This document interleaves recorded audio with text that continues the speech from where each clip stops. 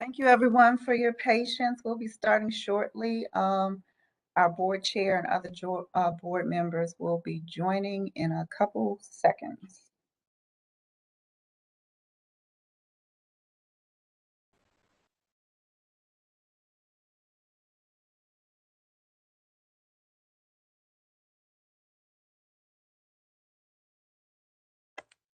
Hello, Alethea.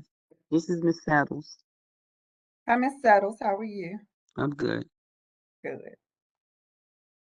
Good morning. Good evening, Alethea. This is Umar. Good afternoon, sir. I'm glad y'all in a good mood. Thank you. Alethea, do we think we're ready to get started? Yes, you can go ahead and start, and when you're ready for me to do the roll call for quorum, we'll do that after you started your script.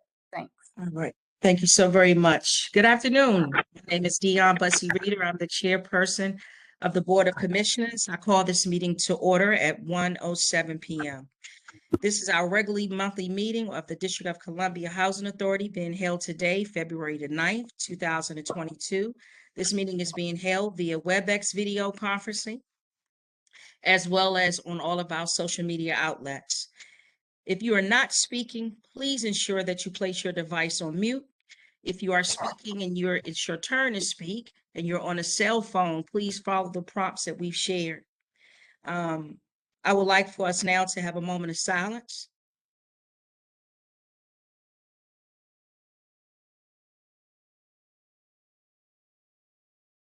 All hearts and minds on the same accord. Today's agenda is our regular agenda. We have invited members of the public to sign up and speak, video our website, or those who would like to view the meeting, you can do so as well through the DCHA website linked to our Facebook. The virtual decorum statement, I want to read this again. We did a great job last month, actually respecting each other, refraining from using foul language. I want to remind everyone again that we're going to continue to operate in that capacity this year. We welcome your constituent input on matters of public concern offered to you today, an opportunity to express your views, including the spirited debates. The DCHA's decisions made by the management and the board during the public testimony portion of our meeting. However, we require that members of the public who attend our meetings abide by certain rules of decorum to allow the board to complete its business before you. For the virtual meeting, we ask that you remain muted again until you are instructed to speak. Do not chat in the comment statement unless it's your turn to speak. Members of the public cannot engage in any disruptive conduct, loud, threatening, abusive, berating to any staff person in doing these board meetings or any board of commissioner members. This includes loud outbursts, shouting when you're not invited to speak. Anyone who violates these rules will be removed immediately from the meeting. Serious or repeated violations of the rules may result in you being barred from speaking at future board meetings for a period of 60 days. We appreciate your interest in these matters before you today, and thank you in advance for adding and abiding by these rules of conduct. At this time, I would like to ask Alethea to give me a roll to determine a quorum. Thank you, Madam Chair. Commissioner Slover. Here. Commissioner Skinner. Here. Thank you. Commissioner Hoffman. Here. Thank you. Commissioner Ortiz-Gow. Here. Thank you. Commissioner Lee. Here. Thank you. Commissioner Harris. Here. Thank you. Commissioner Falchecchio. Here. Thank you. Commissioner Council. Commissioner Council, I didn't hear you. Commissioner Council is stating present. Thank you. Commissioner Talaferro. Commissioner Von Gossary. Present. Thank you. Commissioner Strickland. Present. Thank you. And Madam Chair Bussey Reader. I didn't hear you, Madam Chair. I'm sorry, Thank present. you. Thank you. Madam Chair, you have 8 commissioners present. You have a quorum. Thank you. I would like for the commissioners to consider the minutes of the January 12th board meeting and the minutes of the January 27th emergency board meeting. If you have not had a moment to read the minutes, please review them at this time. Are there any comments or changes if you've already read them?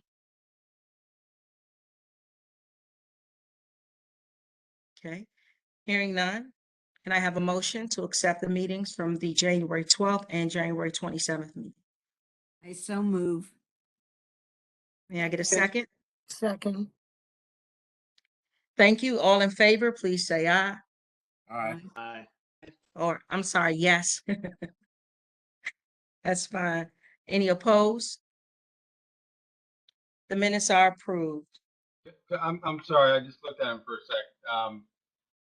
Normally, we write on the minutes who was absent from the meeting. I don't see that on the emergency meeting. Okay, I can review and make that change of who was absent that day. Because that's something we've done in the past, I just don't see it. Yes, that's usually on the transcript, yes. Can we make sure we do that for those and in the future as well? Sure. Thank you. Thank you, Commissioner Slover, for pointing that out. Any other questions? Okay, we're actually going to move right along on our agenda, turning it over to our director, Executive Director Donald, so we can introduce the resolutions. Yes, thank you, Madam Chair. We have 5 resolutions today. Good. Looking at the agenda, I think in order is the resolution for the master plan for Langston Terrace. Then we have resolutions for 3 contracts, 3 infrastructure contracts, elevator, fire alarm, and HVAC. And then we have a resolution regarding regulation pertaining to the LRSP program. I know you have several speakers lined up to comment on resolution 2209, which is the one regarding LRSP. I don't know if you want to take that first and allow that comment, or to go in the order that's on the agenda. Why don't we take that one first? I think we need to get that. Yep, we can take that one first. Chair, I put in the chat, I had a question before the resolution. I'm sorry, I didn't see that. Please proceed, Commissioner Slover. Thank you, I appreciate it. I wasn't at the emergency meeting, so I wanted to revisit something that I brought up in the sort of a house cleaning item in the January meeting relating to the first January meeting related to Greenleaf. And at that point, we had a discussion back and forth about the authority of Resolution 2020 and whether that gave the executive director the authority to execute the MDA. And the general counsel said that they would get the board an opinion within a week. And now it's a month later. I don't think we've gotten that opinion. So I want to raise that question again, since we're on a timeline on that. Commissioner, you are correct. We did say that. I did say that. And I have also done some additional research, which I am finalizing, and I will provide to the executive director and then to the board. I just want to put it on the record one more time. Understood. That the previous general counsel opinion when that resolution was passed in November of 2020 was that specifically that resolution did not authorize the execution of the MDA, in his own words. Understood. Noted, and I will get that response that I owe.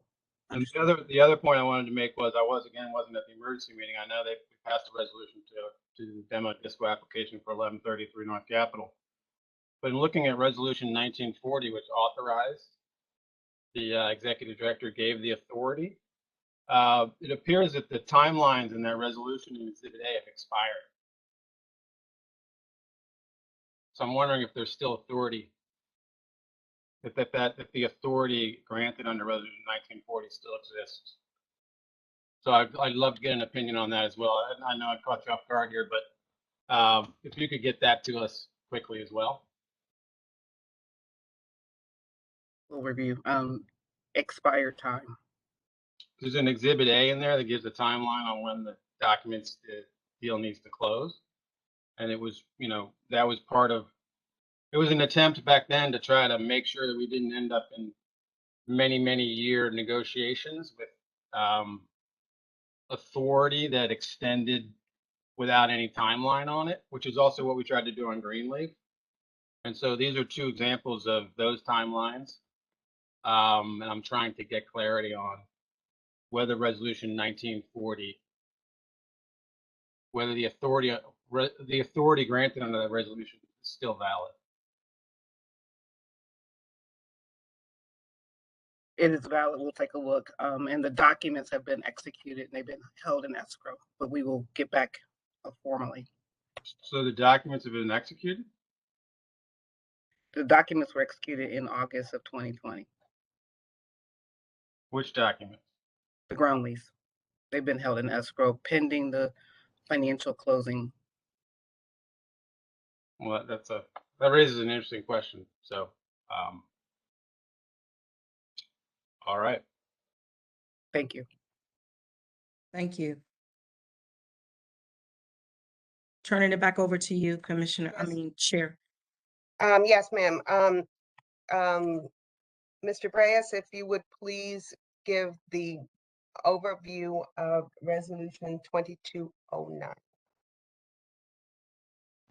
And I think normally in the board meeting, then we read at least the official title of the resolution and you can give the overview. Okay, yes. I'm sorry, wasn't there public comment?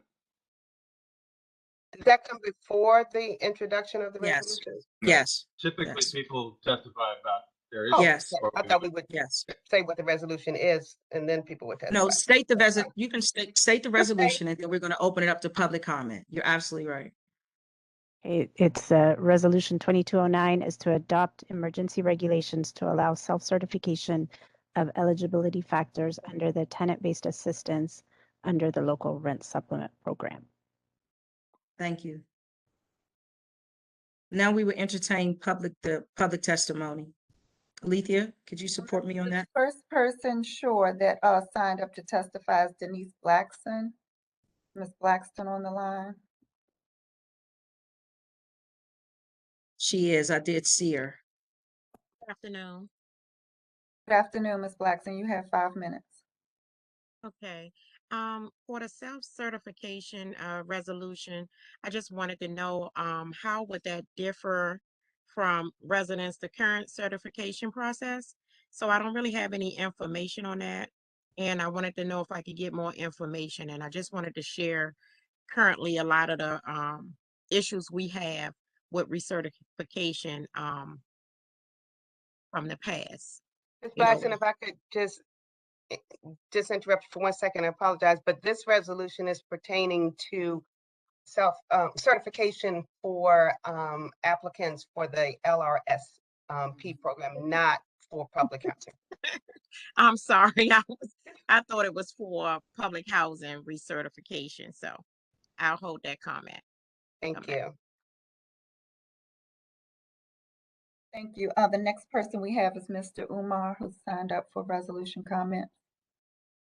Yes, good afternoon. I kind of was under the same impression that Ms. Blackson was under, but my thing, I'm not in support of it because for one, we don't even have a whole board up there that can even represent us from housing. We don't. Only person that sets up there basically is County Council. He doesn't say a lot when it comes to us knowing what needs to be known. And it's just not right for someone that's supposed to be in leadership with us to withhold any information when it comes to us. Any information that comes to us, we should know about it because this is the person that we elected to be in that position. And it's a shame for we got people in that position to not tell us that and we get different information from him.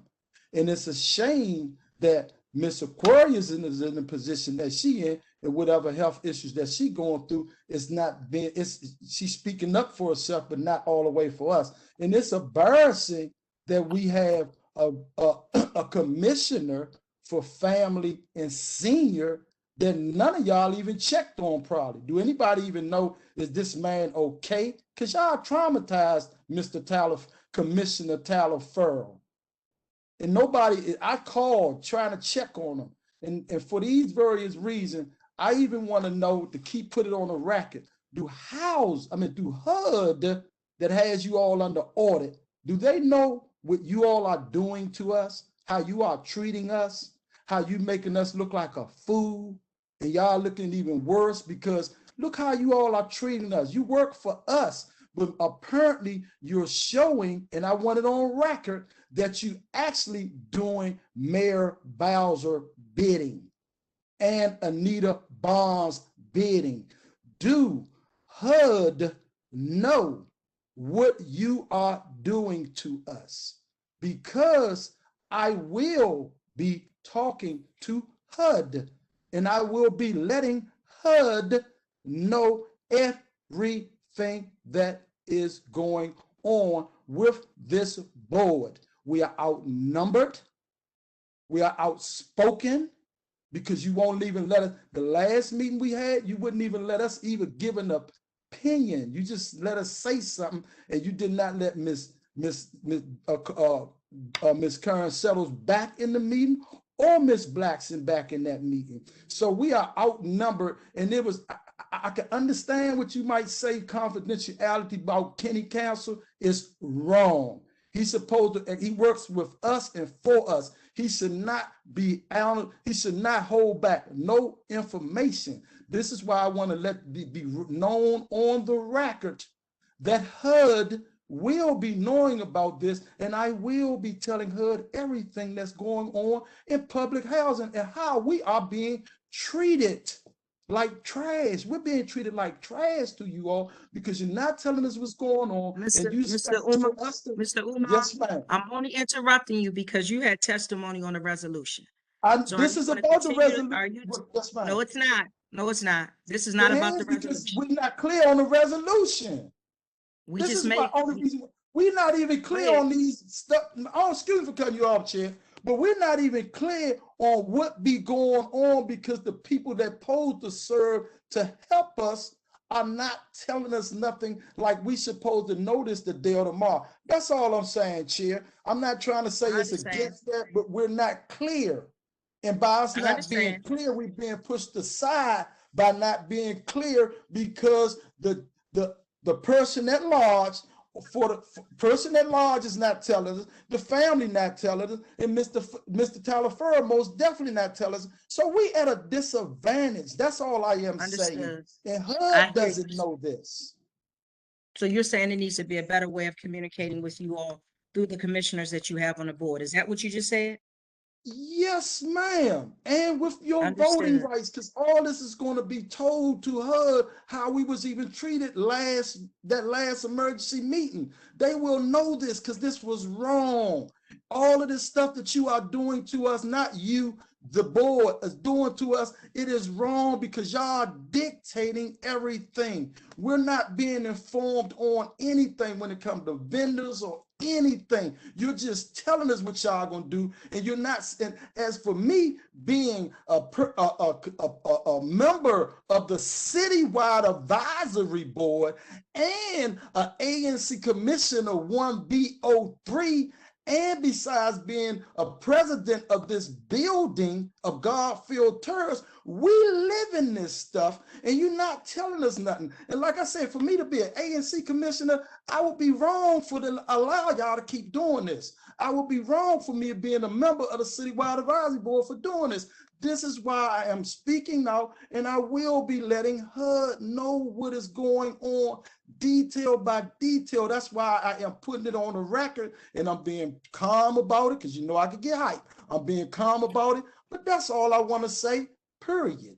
Thank you, and they will be notified.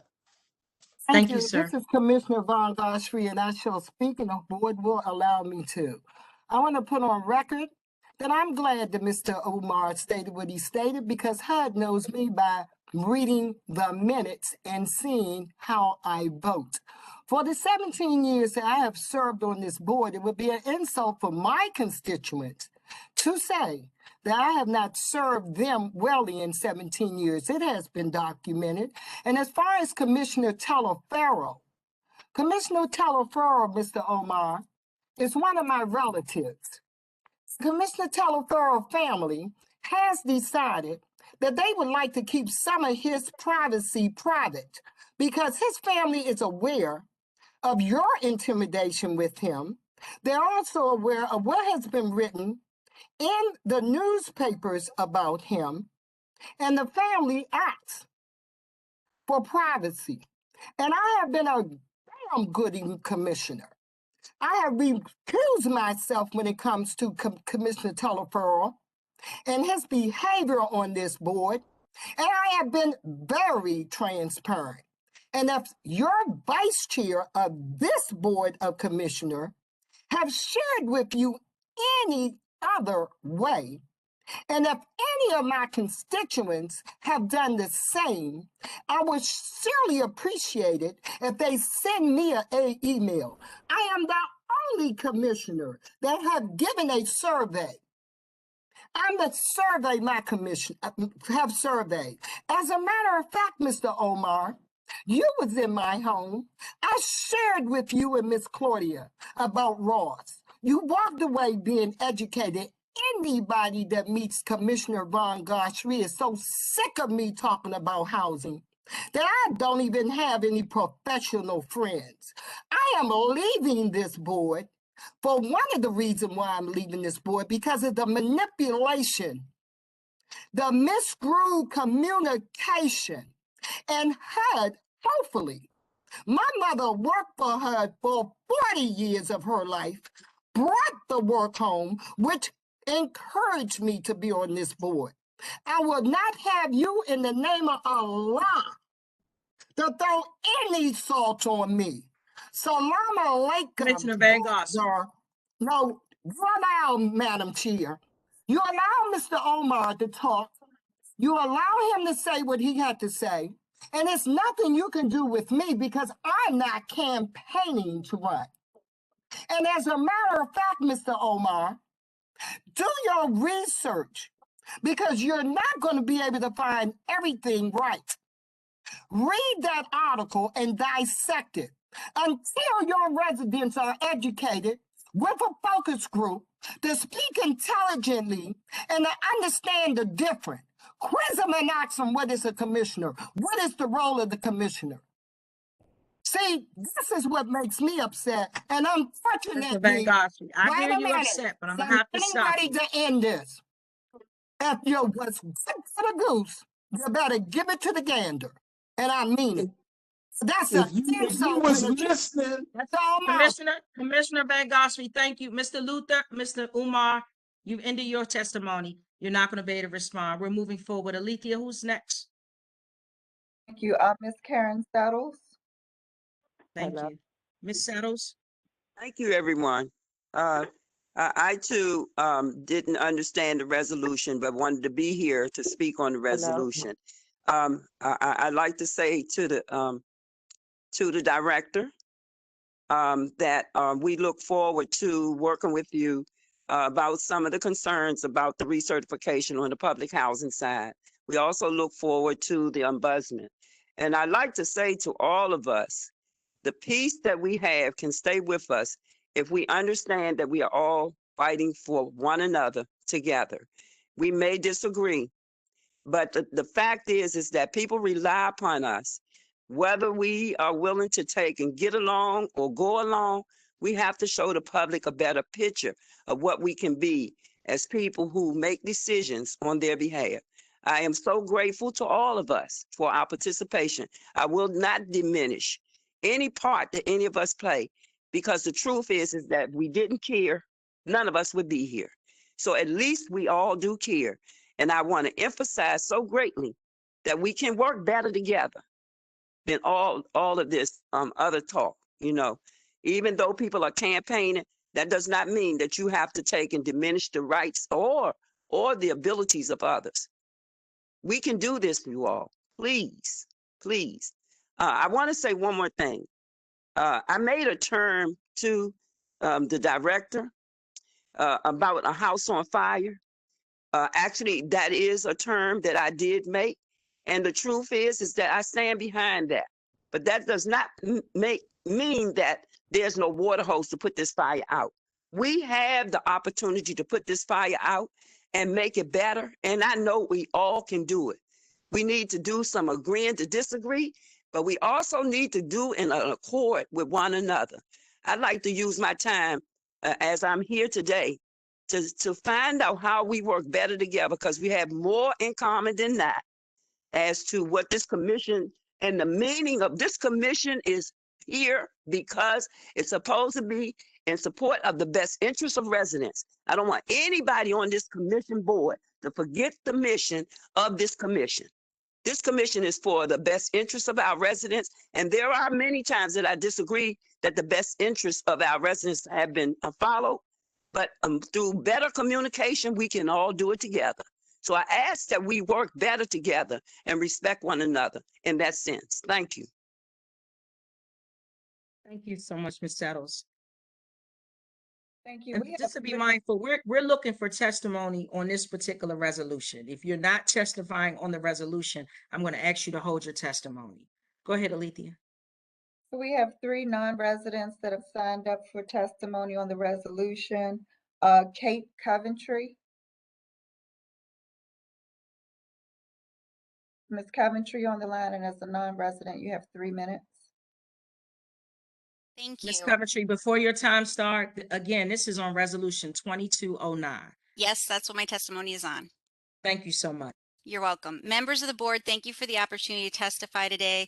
My name's Kate Coventry, and I'm a senior policy analyst at the DC Fiscal Policy Institute. DCFPI is a nonprofit organization that promotes budget choices to reduce economic and racial inequity and build widespread prosperity. I'm here today to ask you to reject the proposed regulations for locally funded vouchers or amend these regulations to allow applicants to self-certify their identity and to ensure that residents are not excluded from the program because of immigration status or involvement in the criminal justice system. The proposed rules fail to do this, harming Black and Brown residents the most. The FY 2022 budget includes a historic investment in new tenant vouchers, yet it is taking DC 6.5 times the amount of time to lease up residents with locally funded tenant vouchers compared to residents with federally funded vouchers through the Emergency Housing Voucher Program. This is likely due to residents' ability to self-certify in the EHV, but not in the local program, despite budget changes mandating that DCHA offer this for locally funded vouchers. Recognizing the need to both process more vouchers and to house residents quickly, the Council included 2 new requirements in the FY 2022 Budget Support Act. It required DCHA to promulgate emergency and final rules, establishing a process to allow applicants to self-certify factors when they cannot easily obtain verification documentation. The BSA also requires DCHA to waive or modify rules, regulations, policies so as not to exclude households from locally funded tenant vouchers because of immigration status, prior criminal convictions, or pending criminal matters. Unfortunately, the proposed rules fall short on both issues. In the American Rescue Plan, the federal government allocated vouchers to the district. Wanting localities to lease these vouchers up as quickly as possible, they reduced some of the known barriers that cause delay. Particularly, they allowed applicants to self-certify their identity rather than requiring a photo ID. Photo IDs are difficult and time-consuming to obtain, particularly because an applicant must have a birth certificate. These items are both very easy to lose when a person is homeless and lacks a safe place to store them. Clients and homeless service providers have reported waits of up to a year or more. One provider had a client who waited for 3 years for a birth certificate. Some of these clients had photocopies of their identification, but that wasn't proof enough.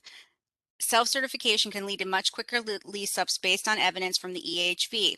The average number of days for an EHV client for being assigned to a provider and application being completed is 9 days compared to 126 days for locally funded permanent supportive housing clients. The proposed regulations allow for initial recertification but require ID before the client can lease up. We urge the board to reject these proposed regulations or amend them. Additionally, DCHA's proposed regulations fail to waive or modify rules, regulations, policies so as to not exclude households on the basis of immigration status, criminal convictions, or pending criminal matters. By not changing policies around immigration, criminal convictions, and pending criminal matters, DCHA is excluding many residents who desperately need affordable housing, and the excluded residents are Coventry, thank you overwhelming for your background. testimony. Thank you. No problem. Thank you. Thank you. The next non-resident for the resolution is Britt Ruffin. Mr. Breathen, before you, I wanted to remind the commissioners, check your emails. The request that was asked upon Commissioner Slover during the brown bag has been sent to your email. Thank you. Please continue, sir.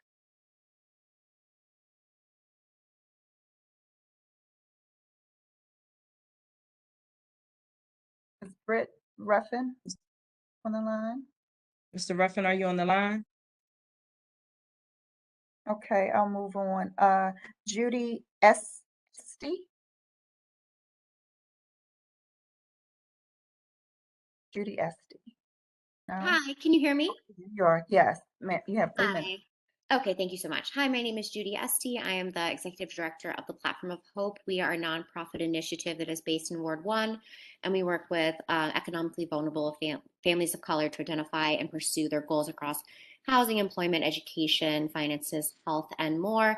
And I'm here joining others to urge you to reject or amend this current amendment because right now, despite there being no need to do so, the restrictions about not allowing folks to self-certify for housing is going to continue to add barriers to folks who deserve to be in affordable housing. I think we can all agree that housing is a human right and that we can do everything we can to be assisting folks, particularly our most vulnerable citizens who, as we know, have had their lives completely upended by the pandemic, and existing disparities in terms of income and health and education and other resources have only been, those disparities have been widened. We work in community with so many families who their number one goal is housing. They write in their journals, my goal is to have 2 jobs so I can afford a home for my family. Their goal is to have 2 jobs so they can afford housing. And so what I would hate to see is for the district, without there being any need to continue to add barriers in place to folks who may be recent immigrants, who may be returning citizens, who again deserve housing as a human right, but because of specific paperwork, they cannot access this housing for themselves and for their families.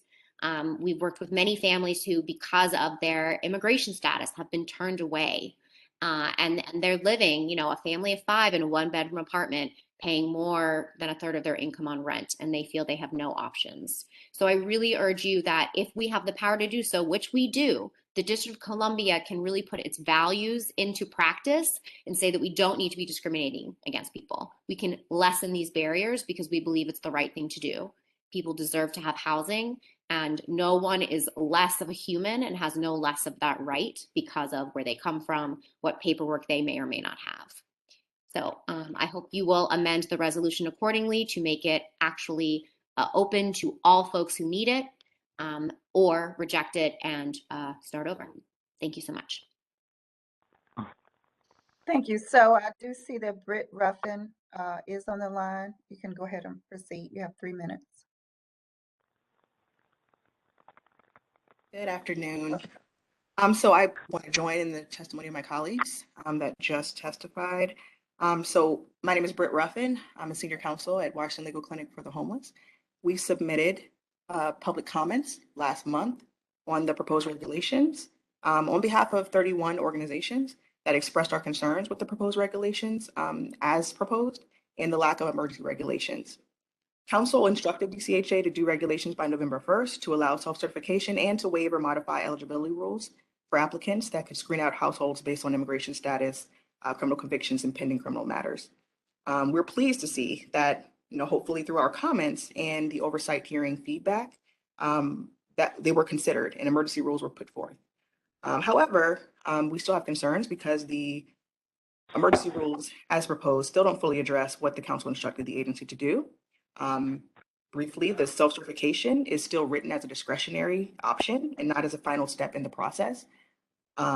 More regulations need to be altered to fully comply with immigration and criminal justice eligibility expansion instructions. And in the interim, we would recommend amending the rules as they are, or either not passing these rules as written, but amending them to include the actual language provided by the council as an appropriate fill-in until those eligibility factors can be expanded to make sure that these rules are not excluding people who have criminal convictions, pending criminal matters, or immigration status that would be excluded from these local work and supplement funds and from housing. And the overall purpose, as mentioned by my colleagues, were to make sure that people can get the housing that they need and get it quickly and get these vouchers out the door. And so we want to make sure that we are not excluding those who need these resources the most. Thank you. Thank you, Madam Chair. That's it for comments on the resolution. Thank you. And thank you everyone who testified. I need to entertain a vote. There's one on the table. Any questions from the commissioners? Yes, Question. please move forward. I see that we were able to, from our previous discussion, alter section 9505.7 to remove receive permission to self-certify and say in order to self-certify. I assume that gets to where we want. I prefer to say it's just to self-certify. I'm not sure why we need order. Is there a reason we need that word in there? No. It'd be great if we could just say to self-certify. I'm going to renew my request to strike section 9505.9 in total. And I hope I can get the board to support that. And in listening to the testimony and the intent of the council, in an effort to try to get this moving forward, I would like to reintroduce striking section 9505.11 and striking that whole section and inserting the new sentence, which I read before, which I'll read again, says it's in keeping with what the council is trying to achieve here. And we heard testimony around this. Inserting the sentence, DCHA shall waive or modify any eligibility rules for applicants of tenant-based housing assistance that could screen out households based on immigration status or interaction with the criminal justice system. That seems to allow the opportunity to go back, while it's still passing this, the opportunity to go back and make sure that all of this stuff complies with that intent of the council. And so this is an attempt to try to put this forward in this moment, but keep the door. Read it one more time, please, Mr. Slover, just for my edification. Could you read the insert that you want one more time? Okay, I will. Thank you. DCHA shall waive or modify any eligibility rules for applicants of tenant-based housing assistance that could screen out households based on immigration status or interaction with the criminal justice system. One question. I have one question. How does that affect individuals who are on the sex offender registry? Because if you strike that whole piece, that statement will also come out.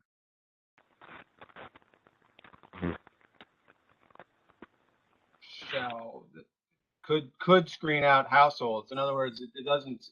It could screen out. I would say the sex offender in there because I know it's an issue that we have really focused on in the past. So for ultimate clarity, I would be okay with putting that in there somewhere. But I think the general intent of what I'm trying to say would cover everything else other than that. Yeah, I agree with you. I just want to make sure we don't lose that important piece, knowing that we house families. Okay, I'm sorry. Please proceed. Is that That's it. I mean, this is really So what I've you're, brought up before, and I'm just trying to get board support to make those changes. so you're, are you stating that you want to amend it and then we, So Yeah, Malloy I'd like- name light up, so she might have said something when I was on the other email. I couldn't hear. Yeah, sorry, Ms. Blackson, I think you need to mute your line, if you don't mind. I'm sorry, I did. what I'm trying to get to do is get board support to amend these changes that I brought up before. I got you. Okay, Seeing what was already accepted, I want to come back and try to revisit these issues. I got you. Okay, are we going to entertain a motion for the amendment? I see some questions. Hold on one second. I got you. Commissioner Strickling and then Commissioner Hoffman. Yeah, first, I support Commissioner Slover in this effort. My only thing, it's going to take us 2 bites of this apple anyway. I still would like the commitment from the agency once we make these amendments to still go back to the stakeholders and still engage them so we can even make it even better. But I do support your changes today, Commissioner Slover. But I would like the commitment that we will still, once we make these changes today, that this still goes back to the community and those that will be impacted by it. Thank you. Thank you. Commissioner Hoffman? Yes, I would point out that 9505.7 as amended in the fifth line down requires proof of US citizenship. That has to come out, I think, to be consistent with council's preferred amendment. And I support Commissioner Slover's proposal. And Commissioner Hoffman, I appreciate you pointing that out. I 100% agree. The sentence that inserted would allow that. We'll go back and do that cleanup, but I would like to take it out right now as well. So thank you for pointing that out. And I think there's some context around the tenant-based rules, and especially as we're talking about the new funding for DHS referrals. Just the way that the local rent supplement program was set up is that the tenant-based program was modeled very much after the federal, but years ago, there was a recognition that the population that DHS serves does have higher barriers, and that we have the sponsor-based eligibility, which actually doesn't have any, there's no requirement for immigration status, and has reduced barriers already. So all DHS referrals already are subject to the sponsor-based eligibility guidelines, which has, I think, already addresses some of the barriers that we're discussing. And so what the BSA required us to do was to add self-certification. So what this resolution provides is it adds the ability to provide self-certification for any factors that an applicant is not able to provide at the time of application. But one of the things that we're committed to is to make sure that people are set up with a solid foundation and that they're going to be stably housed. And so if there is a way for, we've also discussed this with DHS, and I know their case managers are already, even on the EHV side, working with their clients to work through any of the documentation challenges that they may be having. So that while the self-certification helps to bring initial access to, the voucher to be able to search for housing, that we do have verification of their eligibility before they're housed, before they sign the lease, because we don't want there to be any instability on the back end, where there may be some factors that do come out that change their eligibility or change some aspect that might have a negative impact on the household. So I Thanks, think Madam Chair, could I jump in, please? Please.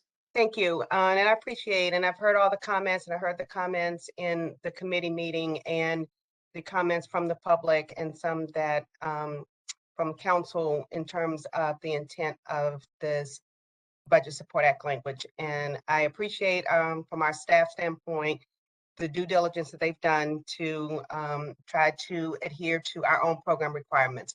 But in view and the spirit of what this Budget Support Act language is intended for, I agree with the proposed amendments and would encourage the board to move forward with the amendments so that we can move these regulations forward. If there needs to be some cleanup, or if there's some ramifications from this that we can come back later and demonstrate, then we would come back with recommendations for adjustment. But I think we should move forward, and the amendments seem to address the concerns that have been raised and support the original intent of the council language. Thank you. I appreciate So- that.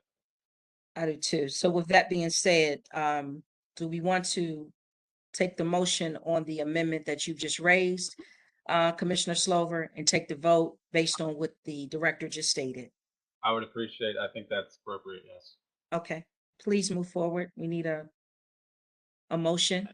Motion that we move the resolution with the proposed amendments by Commissioner Slover. And Commissioner Hoffman.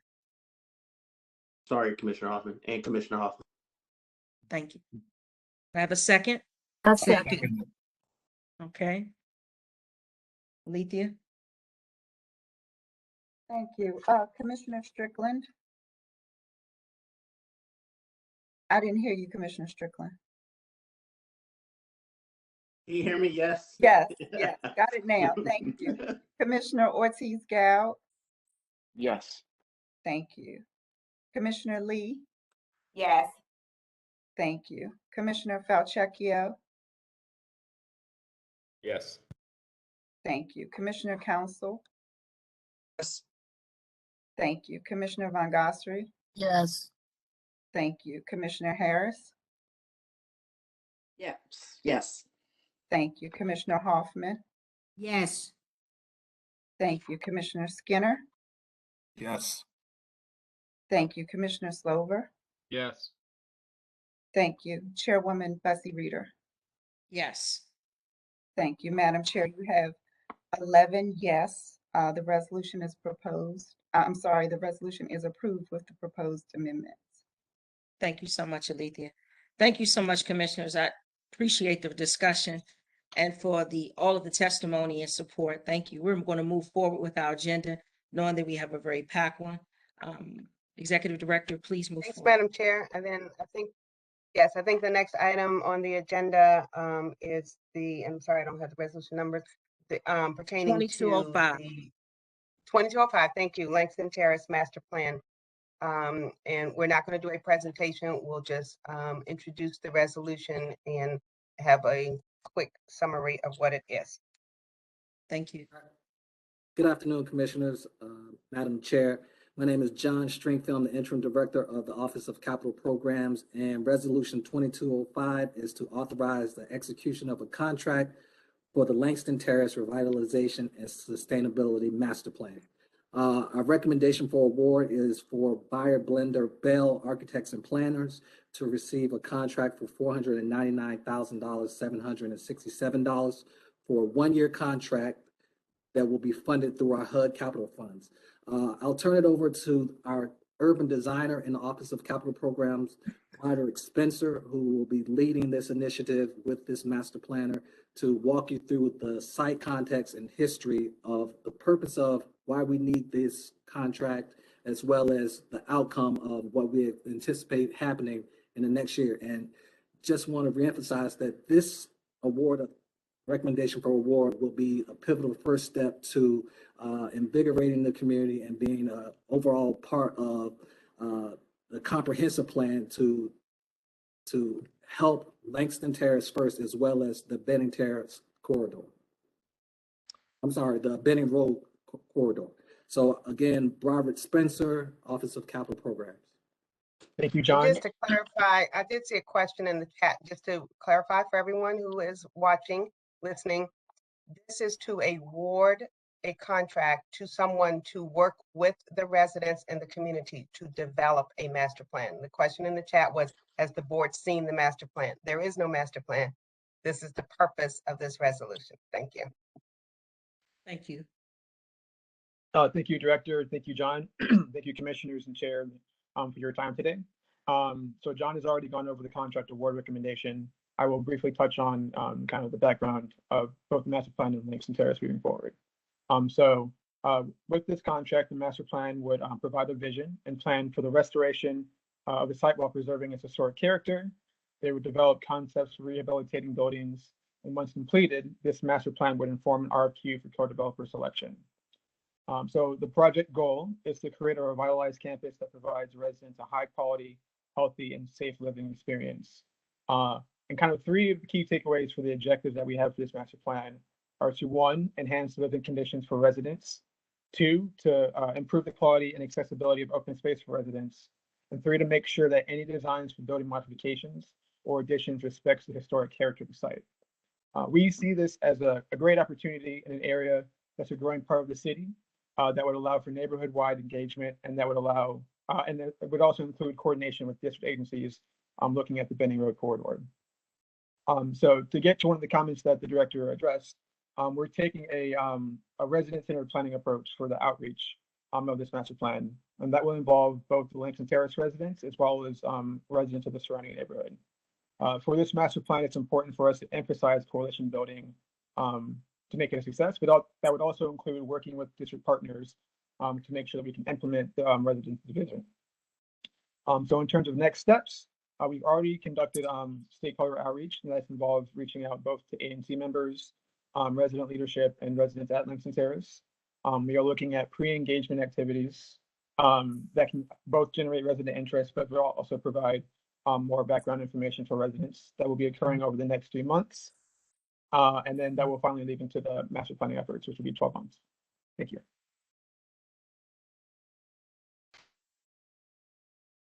So again, commissioners, this recommendation is that we award this one-year contract to Buyer Blender Bell for $499,767,000. Thank you, Mr. Stringfield. Alethea, do we have any testimony, public testimony on this? That was it on the list that I called, Madam Chair. Thank you. Board commissioners, do you have any questions? Excuse me, did you call my name, Alethea? Excuse me, Dion. This is I Karen just Settles. had you down for 2209, Miss Settles. No, ma'am, I was down for all of them. Okay, I'm sorry. We apologize, Ms. Settles. Can she Thank begin you. her testimony now? Yes. I had some concerns about it, the impact it would have on the whole ward. I don't understand at this moment how the stakeholders would be brought into it. Of course, the residents of Langston are stakeholders. I would say the priority stakeholders, but so is other investments in the ward. And I would love to see how this engagement would go on, because I think that a lot has to do with the capacity for people to be able to participate and understand not only the process, if there's a process in place, if there's one being created to allow the people to be a part of creation of it. Because people need to feel included and invested in a project such as this. Thank you. This Thank is you, John Ms. Settles. Stringfield again. I'm sorry. No, go right ahead, Mr. Stringfield. Yes, I was just going to say that we will engage all stakeholders, residents, ANC commissioners, as well as any stakeholders that have an interest in the community at large, because again, this is a critically important project that we want to be collaborative in developing the master plan. Thank you. And again, I just wanted to reiterate, this is the development of the master plan. We are going to engage all residents, all community stakeholders. So please be aware to hold us accountable to do so. This is not the plan. We are going to develop the plan with the residents and the community stakeholders. Thank you. Commissioners, do you all have any questions or comments? Question. Yes, ma'am. For the record, I want the answers for the record that first and foremost, with the master plan, you said you engaged with the residents. As you continue, well, it's a comment and it's a recommendation. when you continue to engage with the residents, I highly recommend you to have a focus group and to have a vocabulary sheet with the terminology in which you speak, because every profession have a vocabulary and a terminology. And in the 17 years I've been on this board, residents have not had the opportunity to even have a focus group to study and understand the terminology. So therefore, in a presentation, we always come out looking ignorant and illiterate, and we speak from our passion. However, given the opportunity, we would be able to use the same terminology. Like if we had a focus group, everybody would know LRSP does not belong to public housing. That's not our fault. Now, we have a lot of illiteracy problems. So therefore, the best way to have a focus group, just like everybody know how to get online, do WebNext and Zoom, we could do it that way. Or to make it even better, you can have someone to do it by Zoom, by YouTube. But this has to be done. Thanks, Commissioner. We got your point. Thank you. Any other commissioners? If not, Question. yes, Commissioner Slover. I appreciate the presentation. So as I learned, the long-term plan for this property is renovation of the existing asset. So this $500,000 is to master plan that renovation, correct? The 500,000 is for the contract, so we can develop the master plan to determine, as we mentioned, engage the stakeholders to develop a master plan to determine the future of the project. But I'm just trying to get drilled down on the future of the project is determined already because we're just rehabbing it. We are rehabilitating Langston Terrace, correct. However, we want to take a look at the landscaping of the property, how the overall landscape and the community folds into the rest of the comprehensive plan for that particular area. Okay, so $500,000. And so this seems like a lot since we're not doing a wholesale redevelopment. And the current vacancy rate of the property is?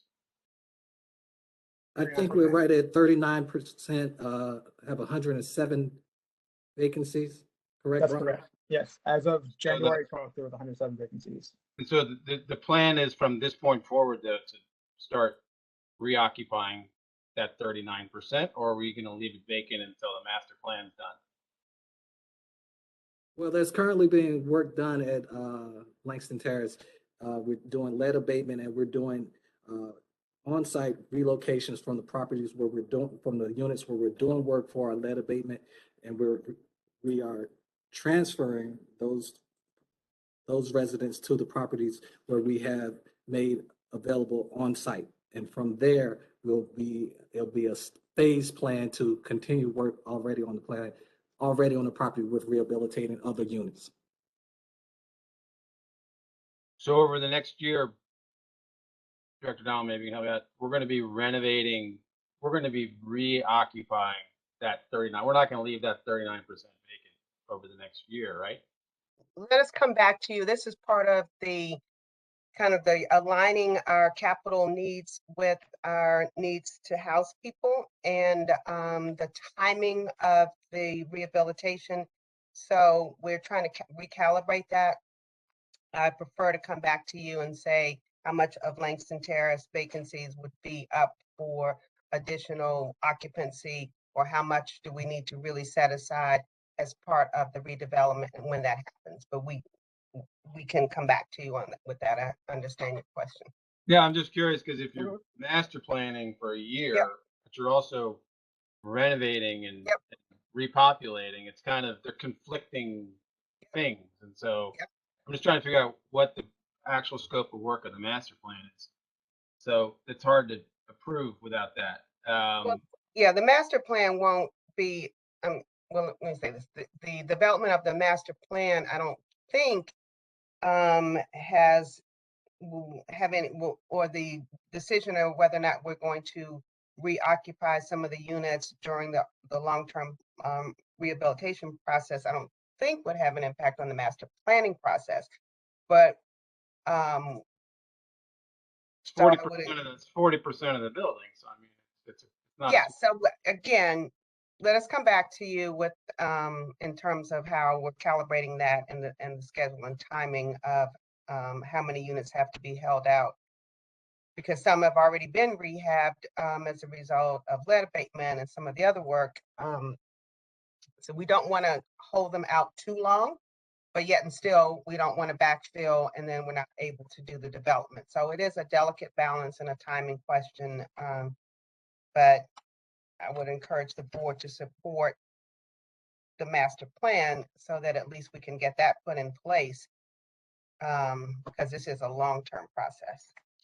So the final thing on that, the final thing I would say is, you know, I always ask this question, and I don't know whether we ever achieve it or not. But $500,000 is a lot of money out of our capital budget, which is very small.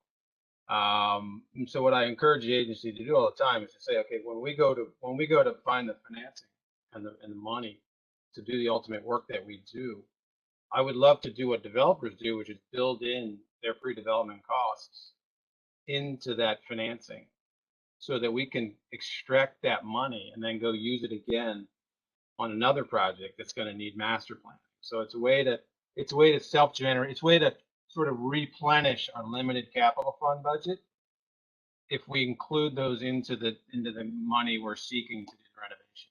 It's a legitimate cost, and developers do it all the time. So I would encourage the agency to do that.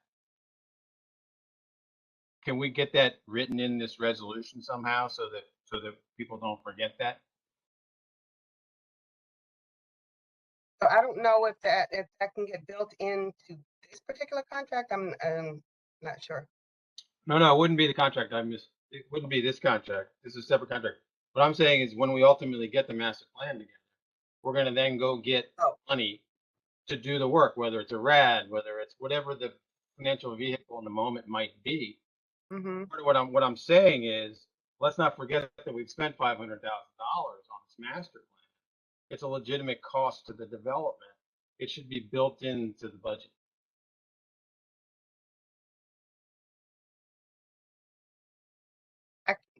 Does anyone from my team do we need to come back on that, or is that something that we would be able to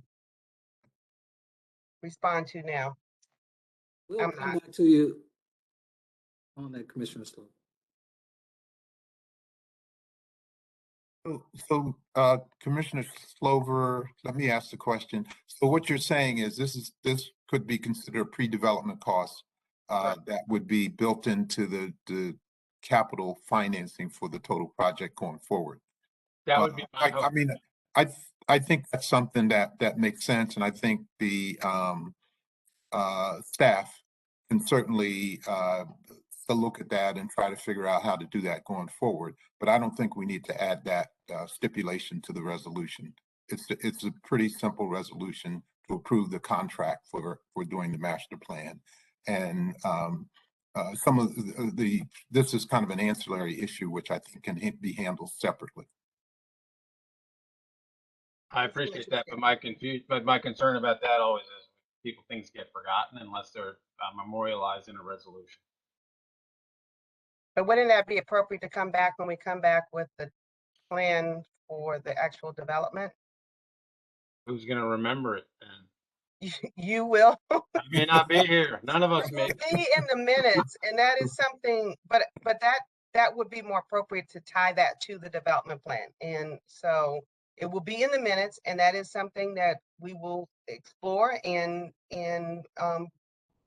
if there are any reasons that, as my staff briefs me on this, that I don't understand, we'll come back and discuss that. But I appreciate Commissioner Skinner saying that we can make this resolution a clean resolution that ties to the matter at hand, which is approval of the master development plan. What you're saying is something that you want us to consider for going forward, period, when we'll have our education day, you'll remind us. but also for this particular project that we would come back when it's time to come back with the actual development deal, that would be part of it, and that board members would hold us responsible for including that or explaining why we did not. Well, I recommend Director Donald that you do an internal memo.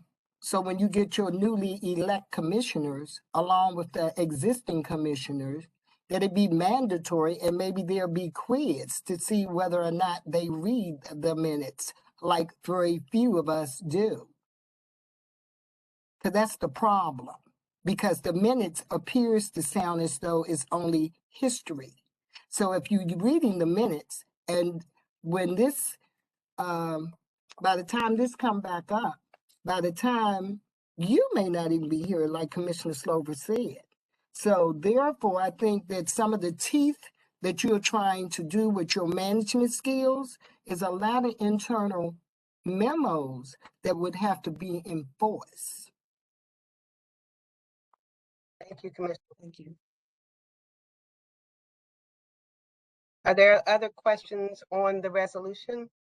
So I'm going to make a motion to approve the resolution for approval of the contract for master planning of Langston Terrace. Thank you, Commissioner Skinner. Do I have a second? Second. All right, Alethea, call the vote. Thank you. Commissioner Skinner, Yes. Commissioner Strickland. Yes. Thank you. Commissioner Ortiz-Gow. Yes. Thank you. Commissioner Harris. Yes. Thank you. Commissioner Lee. Yes. Thank you. Commissioner Council. Thank you. Commissioner Hoffman. Yes. Thank you. Commissioner Von Gossary. No. Thank you. Commissioner Slover. No. Thank you. Commissioner Falchecchio. Yes. Thank you. Madam Chair, Bussy Reader. Yes. You have 9 yes, 2 no. The resolution is approved. Thank you. We're moving on to Resolution 2206 to authorize the execution of a contract modification for the fire alarms and security system, preventive maintenance and repair services. Thank you, Madam Chair. Turn it over to Lori Bonds. Good afternoon, Commissioners. Lori Bonds, Vice President of the Office of Administrative Services.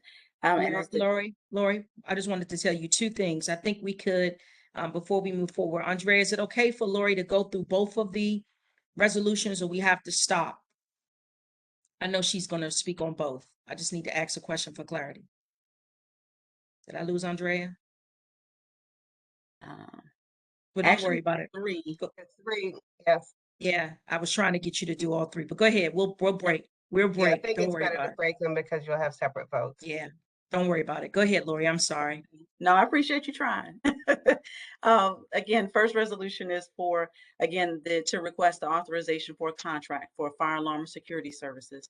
And again, this request is to give us the opportunity to resolicit services for fire alarm and security systems separately. It also gives us the opportunity to, again, quickly move forward with a new solicitation for both of those services, as well as requesting an extension of the existing services for a short period of time for us to solicit. We solicited for these services previously. They were done together as fire alarm and security, but because of the fact that we do have additional security needs here, we are going to be soliciting them separately. The previous solicitation, we received 2 proposals. Based on their responses as far as the proposals were concerned, there appeared to be a conflict of interest with regard to the firms that responded. As a result, our Office of Audit and Compliance opined and determined that, again, there was an issue and recommended our canceling the actual procurement, for which we have done. And again, we are requesting an opportunity to solicit once again for those services.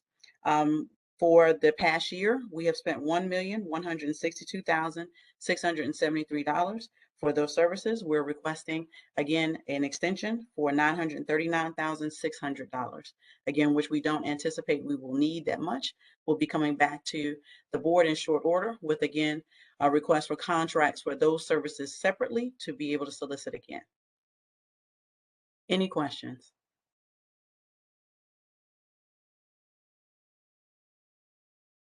I think we have some public testimony. Ms. Settles says she signed up for each one. Ms. Settles, are you still with us?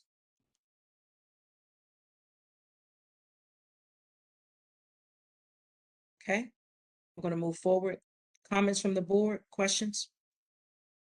I had a question. Yes, sir. So how many people submitted in the for the RFP? We received 2 proposals. And they were from? The first was from John Xanthos Incorporated, and the second one was for CNA Incorporated. And the contract we're about to enter is with John Santos doing business as CNA, correct? That is correct.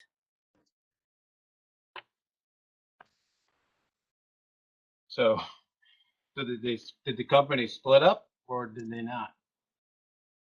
Again, based on the information from the Office of Audit and Compliance, there is an issue with regard to a conflict of interest. Right now, the firm is trading as the other company, which is allowed legally as far as business is concerned. The issue, however, was that, again, both firms responded to the same solicitation. They cannot do that because there is not anything based on the information and investigation that our audit office did to separate them, to show that there's enough difference between the two for us to be able to legally acknowledge both firms as a separate one. But there was not anything more as far as a forensic audit done to actually make determinations as far as their basis as entities in the district or to go any further than that. But it was just based on, again, whether we should allow and we can allow, and we did not, both firms to actually respond to the same solicitation. What's the firm we're doing the business with? I'm sorry? What is the firm we're doing the extension with? The firm we're doing the extension with is John Xanthos Incorporated, trading as CNA. But who are the 2 companies that applied? Santos and CNA, is it all the same company? You asked me that, Commissioner Slover. I can't answer the question of what the difference is with regard to, again, the firms, except for the fact that we know there is an issue. And as a result, we are canceling, and we have communicated with both firms. We have let them know that they cannot respond to this solicitation for services. Both of them, it has to be one or the other. And again, we did not go through to hire a third-party auditor in order to be able to follow up any further with that. Our Office of Audit and Compliance did do an investigation quickly so that they could be able to advise our office so that we could be able to not only stop these services, but come to you timely, because we do need, obviously, a fire alarm security services because they are health and safety related. And we want to make sure we have something in place. But I cannot answer the question about, again, the extent to the separation of both of the firms. I do not have that information. So when did the RFP responses come in? RFP responses came in, let's see.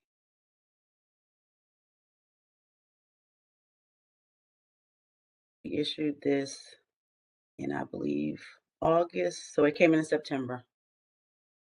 October, November, December, January. So when the 2 names came in and they were the same names as the firm we were doing business with, you didn't red flag that right away and be like, it did not start right away. No, it did not, because I'm not involved at that point right away. It was presented to the panelists for them to review. And it was not until the point we actually received the scoring and received and reviewed the final scoring that, again, that is when we realized clearly there was an issue. And then that was when was brought to the Office of Audit and Compliance. So based on that, do we need to have some review earlier so that we don't end up in a situation like we're in right now, which is, there was a firm with 2 names and then 2 firms responded with the same 2 names. And now we're in a situation where we need to extend. It just seems like we should have figured that out sooner. And you're exactly right. And again, usually we have never had this situation before. But yes, you're right. Unfortunately, we still would have come to the same conclusion that we would need to cancel and we still have to issue, and we would still have had to do some kind of extension because we wouldn't have been able to have time to solicit again before their contract expired. But it's been almost 6 months. So anyway, it puts us in a tough situation where we basically have to extend with a company that I don't even know what they were trying to do. Since they're the only two bidders, it just doesn't make sense. So it seems curious. So anyway, thank you. Commissioner Strickland.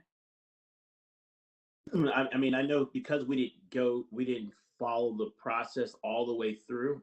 They've just pulled out one of their bids.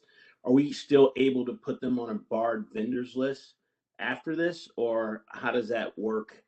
You know, what is our recourse for this? Because I know we're going into a short-term agreement with them because we don't have a choice. But what is the recourse after this, or is there any? I would have to defer to our Office of Audit and Compliance to determine whether they have in fact done something to raise to the level to disbar them.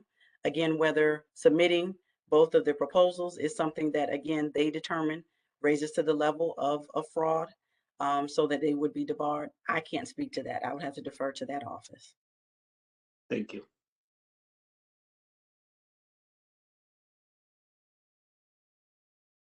Any other questions? Question. At the end of the proposal, did the same person sign both?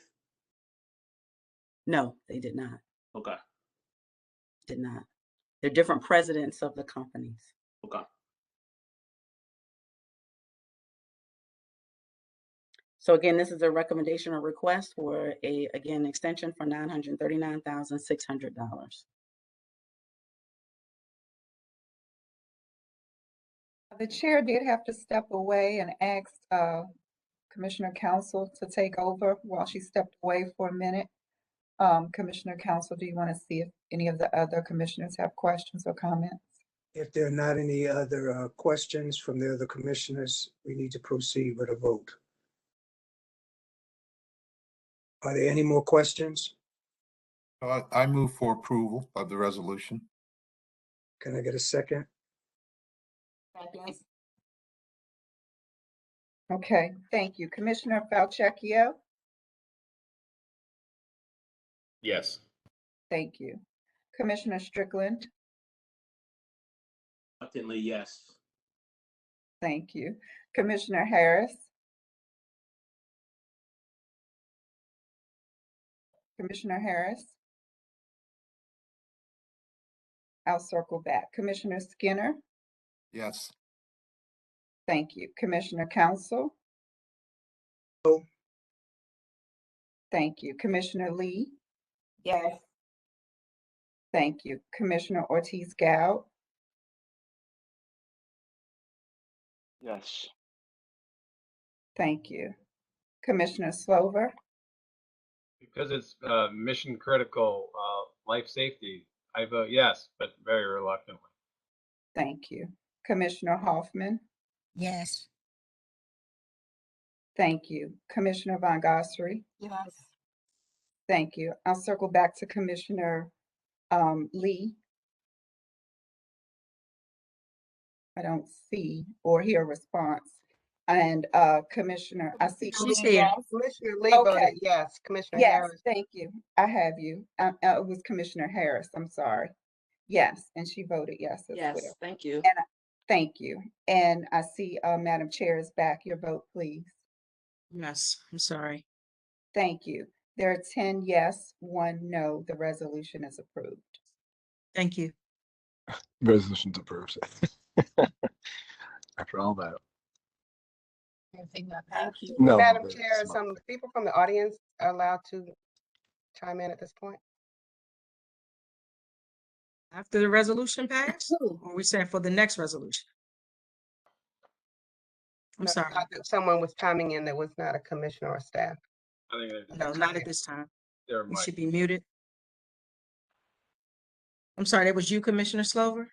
No, I was just saying someone's mic was still on. That's all. Okay. All right, thank you. So moving on to the next resolution. Ms. Bonds? Yes, next resolution is 2207, and that's to request the authorization of a contract for elevator, preventive maintenance, and repair services. There was no drama with this solicitation. We are requesting authorization for a 3-year contract in the amount of $2,269,854.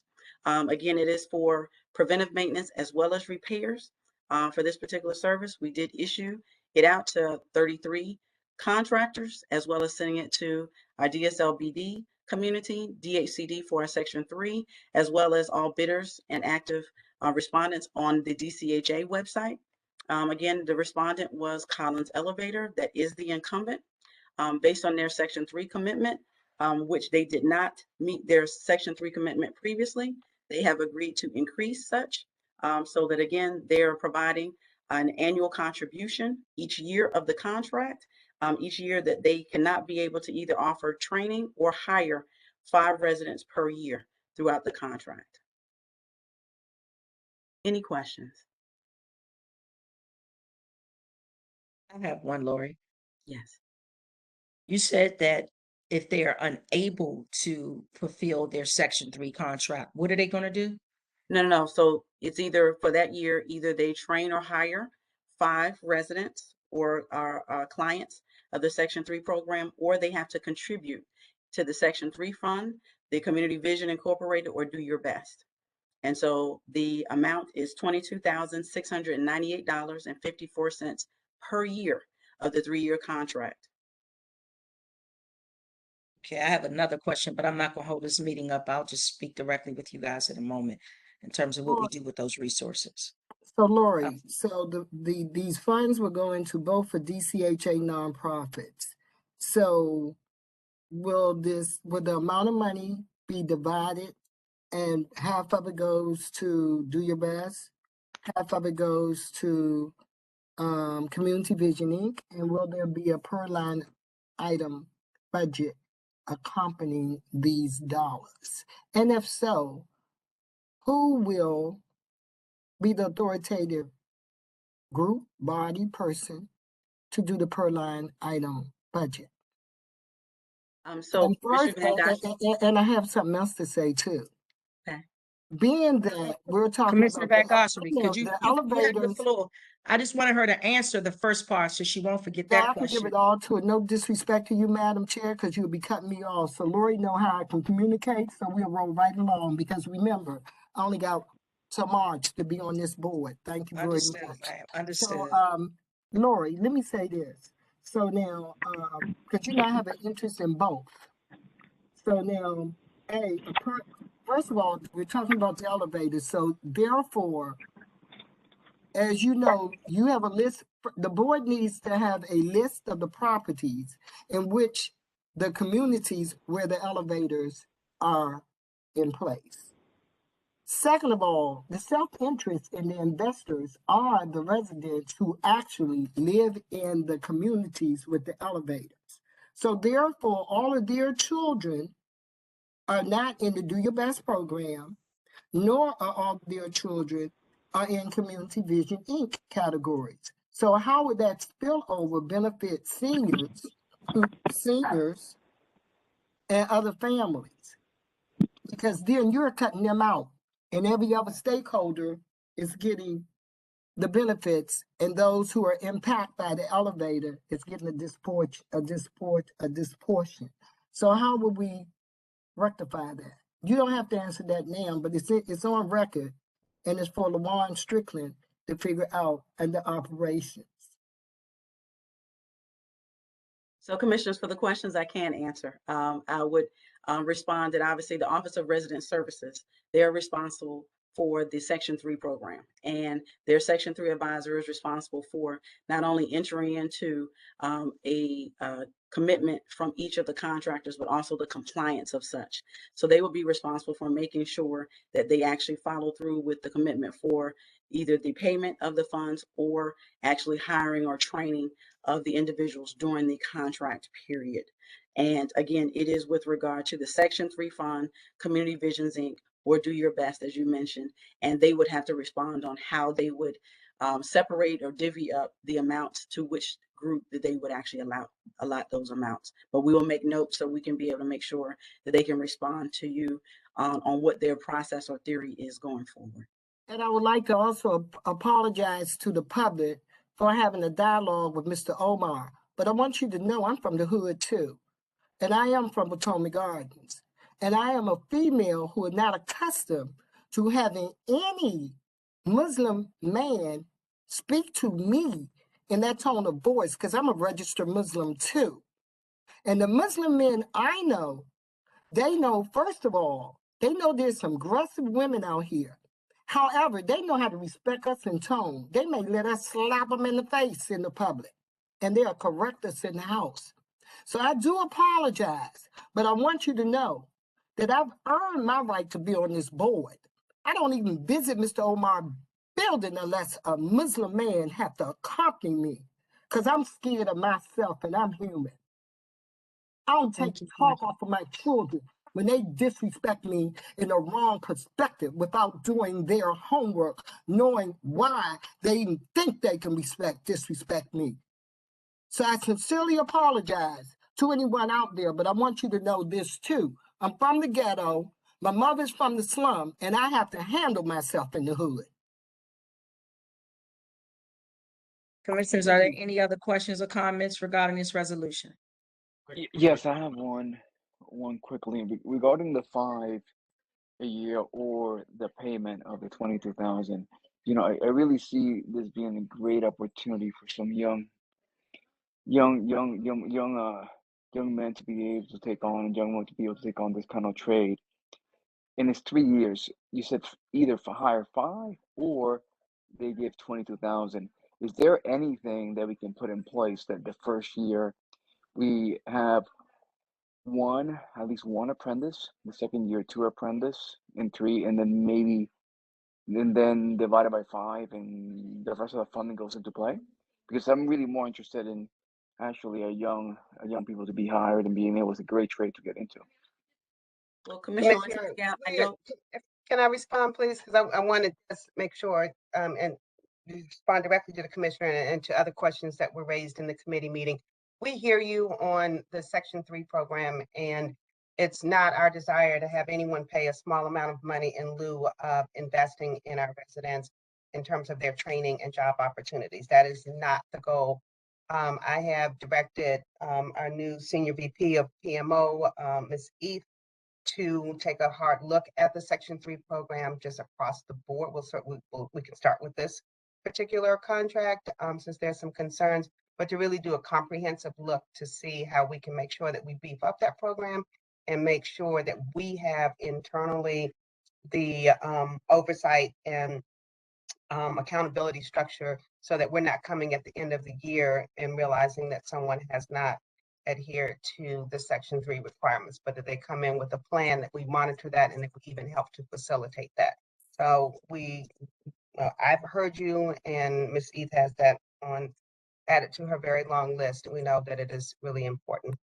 I would encourage the board that notwithstanding with this, that we would get board approval so that we can move forward with these services. Thank you, Director O'Donnell. I do appreciate you mentioning that, because quite a few of us are very concerned about the Section 3, the monitoring, evaluation, and seeing it happen before the end of the contract year. So please, as you develop a plan to share that information and what the monitoring looks like, I'm sure the board will be really pleased to hear how we're going to move on that. That's important to all of us. Thank you. Any other comments or question around Resolution 2207? Before we entertain them. Lori, have there been any complaints about this vendor? Not brought to our attention. We did check with, obviously, the co-tar on the contract, and they have not received any. And how many communities they serve, I know they serve Potomac Gardens.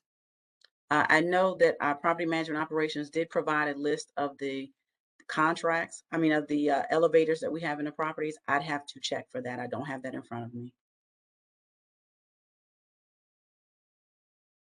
Any other questions? Okay, I will entertain a motion. Motion. Second. Alethea? Thank you. Commissioner Lee? Yes. Thank you. Commissioner Harris? Yes. Thank you. Commissioner Strickland? Yes. Thank you. Commissioner Ortiz-Gao? Yes. Thank you. Commissioner Skinner? Yes. Thank you. Commissioner Council? I'm sorry, can you repeat that, Commissioner? That was no. Thank you. Commissioner Falchecchio? Yes. Thank you. Commissioner Hoffman? Yes. Thank you. Commissioner Von Gossary? Yes. Thank you. Commissioner Slover? Yes. Thank you. And Madam Chair Bussey Reader? Yes. Thank you. You have 10 yes, 1 no. The resolution is approved. Thank you. Last comment on that, Executive Director, please make sure we actually try to get as many individuals certified for HVAC. Another employment opportunity for HVAC is also repairing refrigeration. So these are so many multiple outlets. We got to get our people prepared and ready to be able to. Thank you. That's so important. Let's move on to the last resolution, 2208. Hey, Lori. Actually, that was it. That was it. We're finished. The last one we voted on 2209 first. Well, we have to do 2208. That's the one where We still have one more. final one. Wait a minute. You just spoke We just about did 2207. We spoke about 2208, but we haven't done it. Right. Okay. ma'am. I was about to say, was it 2208, please? Sure. Again, this final resolution is to request authorization to extend the current contract with RSC Electrical for, again, a few months in order for us to have the opportunity to solicit for these services. To this point, we have spent $1,780,631 in this past year. We're requesting, again, for these 8 months, $1,239,653. Again, this is for the heating, ventilation, and cooling services, air conditioning services for the agency, and it also includes water treatment plans. For their Section 3 commitment, commissioners, they have satisfied their goals and they have been hiring. They've hired 2 apprentices, a technician, 3 laborers. So that has been part of their commitment. They've continued to work with our job developers and Office of Resident Services with regard to additional requests for individuals to come forward with regard to staffing. Any Only comment I would have, only question, I just mentioned it. I'm really interested in residents becoming certified as opposed to laborers, because that's a short-lived position. As a certified HVAC specialist, it's going to add to much more longevity and success for them in terms of career opportunity and entrepreneurship opportunity. So again, if you guys haven't understood me, I am very interested in the Section 3 requirement and how we're implementing and monitoring it. So that's my only comment.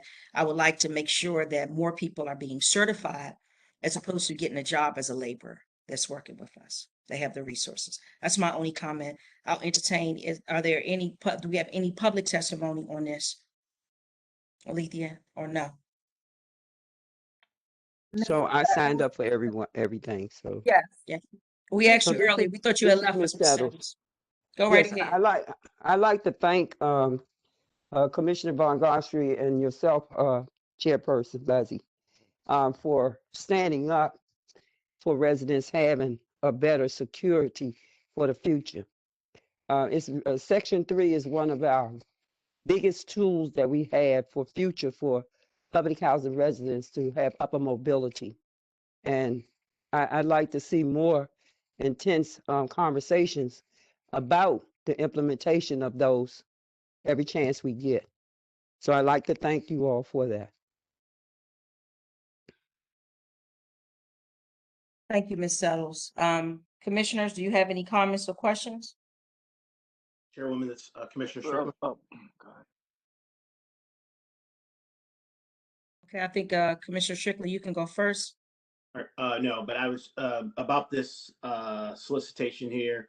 The company RSC, like I said, they're Ward 7, CBE, Union Shop, minority owned, which we would like to have more companies like that in the district participate in some of these projects. Because if you notice, Section 3 comes right along with it when we hire businesses that are in our own community. So I just wanted to make note of that, not giving a shout out to just one company, but when we do think and try to use our local companies, it tends to be easier to do Section 3 work with them.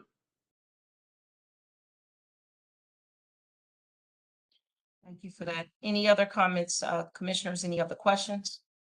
I just want to add, because Section 3, I'm really passionate about that part. You know, I'm someone that I was born a trade. I'm a floor installer, and that's how I learned, and that's how I made a living.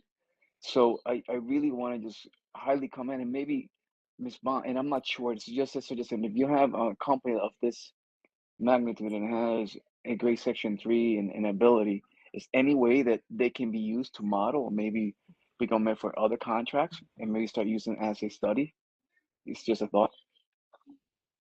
We certainly will. We'll look to see who has the best performance as part of our overall review, and look at strategies from other public housing. We're going to make this a really robust program. I'm committed to doing that.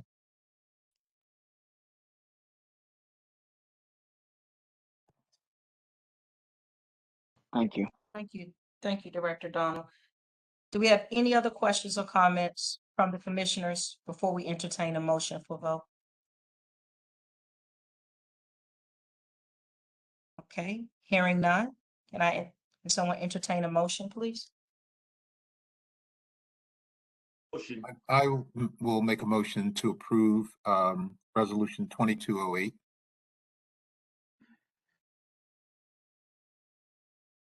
Second. Thank you.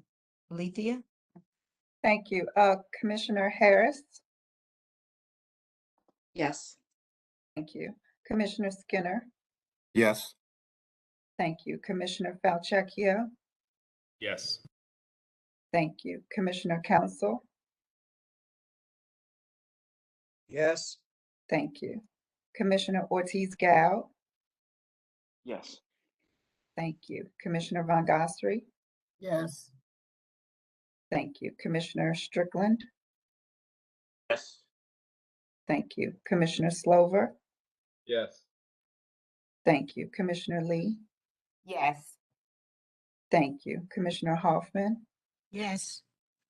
Thank you. Madam Chair Bussey Reader? Yes. Thank you. Madam Chair, you have 11 yes, the resolution is approved. Thank you. I Commissioners, for your appreciate all of support. you. We appreciate, staff appreciates the support on our resolutions today. Thank you very much.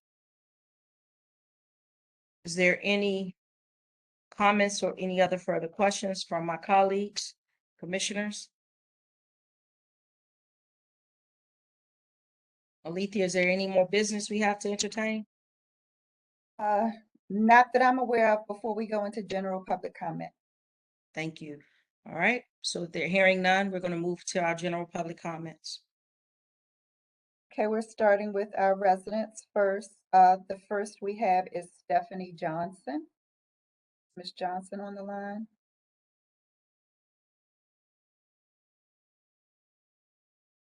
Going once, going twice. Okay, I'll move down to Kivana Connerly. Is that correct? Hi, good afternoon. Thank you. You have 5 Can minutes. you hear me? Yes, we can hear you. Thank you. Good afternoon, everyone. I would like to thank you all for allowing us this time to speak and have our voices heard. Excuse me. I am a current DC resident. I'm actually a DC native. I was born and raised here. And due to my medical conditions, I have in the past couple of years, just started receiving disability, and this was a 10-year battle for me with medical documentation and everything, but I'm getting off topic. As far as my concerns with housing right now, my biggest concern is communication. My biggest concern is open and transparent communication. In the past 3 years, I've had 3 different caseworkers only one of which I've ever actually spoken with, and that was after she no longer was my caseworker. I've been reaching out since 2018. The unit above mine flooded twice within a 30-day period. The carpet, the padding was never properly dried or cleaned or replaced. There is mold growing in the corners. I've been trying to reach out to housing for even a virtual inspection. I've gotten no responses. I have 2 daughters. Occasionally, my mom may come and visit. She has respiratory issues. Either way, none of us should be breathing in mold spores.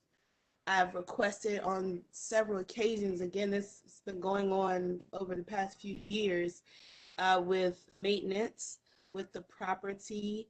Horning Brothers is the property management company. They won't respond at all. And they have an operator line. The operator line says, call the leasing office. The leasing office says, oh, well, we'll contact Horning Brothers. And either way, nothing has been done. I've tried to even get in contact with someone as far as putting in a transfer. I've had to spend money out of pocket to buy materials to seal holes in my unit because of the rodent traffic that has been burrowing. I have records of everything. I have pictures, I have videos. Down on top of the rodents, there are, what the exterminator said, water bugs, very large water bugs.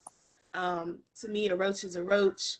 I have OCD. Again, I have anxiety issues. I have a whole mental health docket full of things that it makes it hard for me to sleep at night because I'm concerned about whether or not I'm going to wake up feeling for a wall because of my physical condition and squash a roach with my hand or something like that. I'm concerned. I'm mostly concerned about, again, the communication. I'm stuck. I'm stuck because I can't, my lease keeps getting renewed every year. The money, my rent is over $2,400 a month. I pay all my utilities out of pocket. And again, I live on disability. That's my income. I need a resolution on communication and accountability. The budget is there. The workers seem to be employed or present on the grounds, just no one's being held accountable. And if they are, we're not seeing the trickle down effect as far as the actual work being done or communication, transparent communication being open. And it's unfortunate that a lot of people forget how thin that line is between your gainful employment and your poverty situation. And I just would like to know, what can I do to have my daughter and I not constantly on a daily basis, again, be breathing in mold spores? Thank you. Ms. Conley, where did you say you live? I am in the Brooklyn Ridge That's apartment fine. complex. That's That's 400. fine. Okay. Madam Chair, we will I know what follow you're up. doing. We will do an inspection. I'm not sure who Ms. Conley has been reaching out to, and I apologize for any lack of follow-up and communication on our part, but we can send an inspector out, and even though the ultimate responsibility is the landlord's, but in terms of our contractual responsibilities, we will send out an inspector and it'll go from there, and that's in our Office of Audit and Compliance. So that will be our follow-up, Alethea.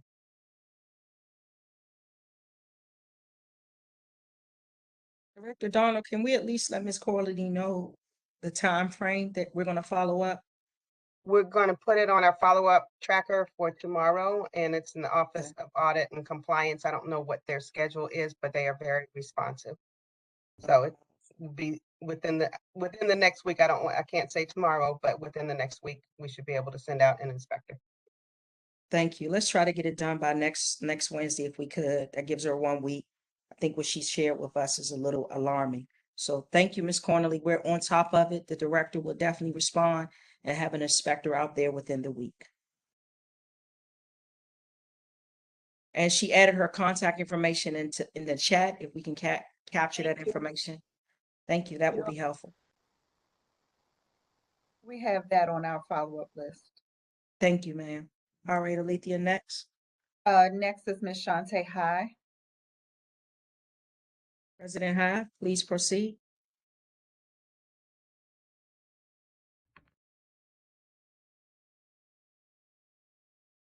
Ms. High there?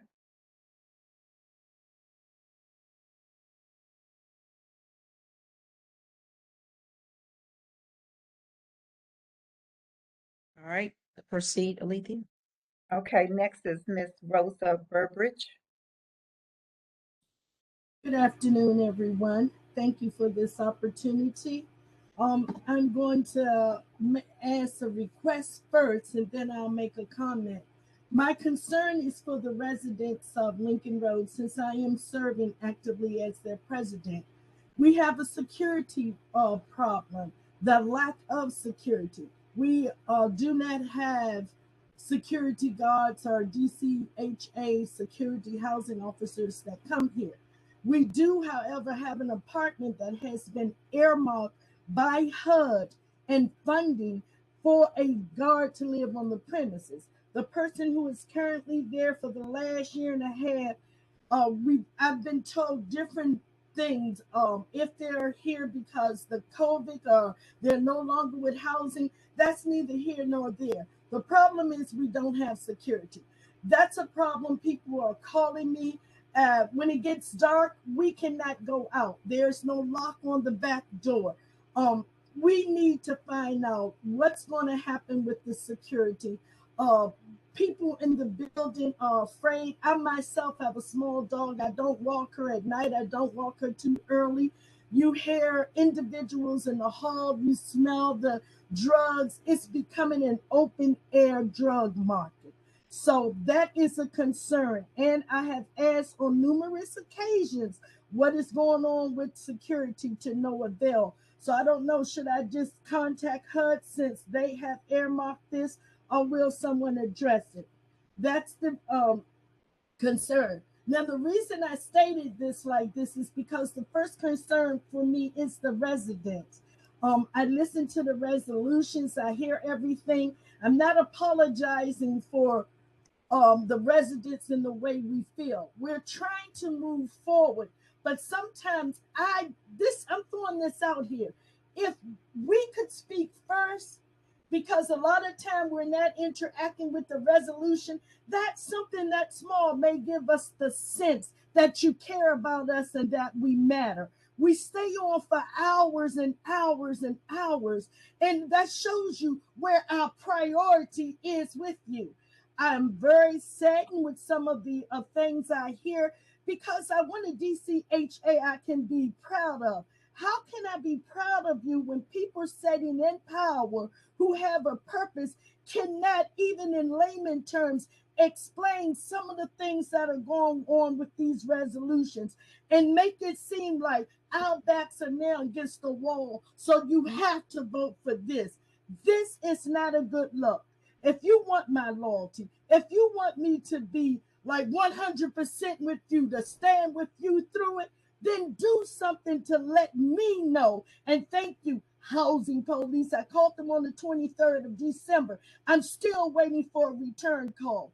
It's a shame, and it's just awful. So I'm just going to leave it there, because I'm trying to groom myself to be professional, more professional. But it's hard to be professional with people when the answer is always, I just don't know. If you are not serving the resident, you're just a seat filler. I appreciate you, and everyone have an awesome day.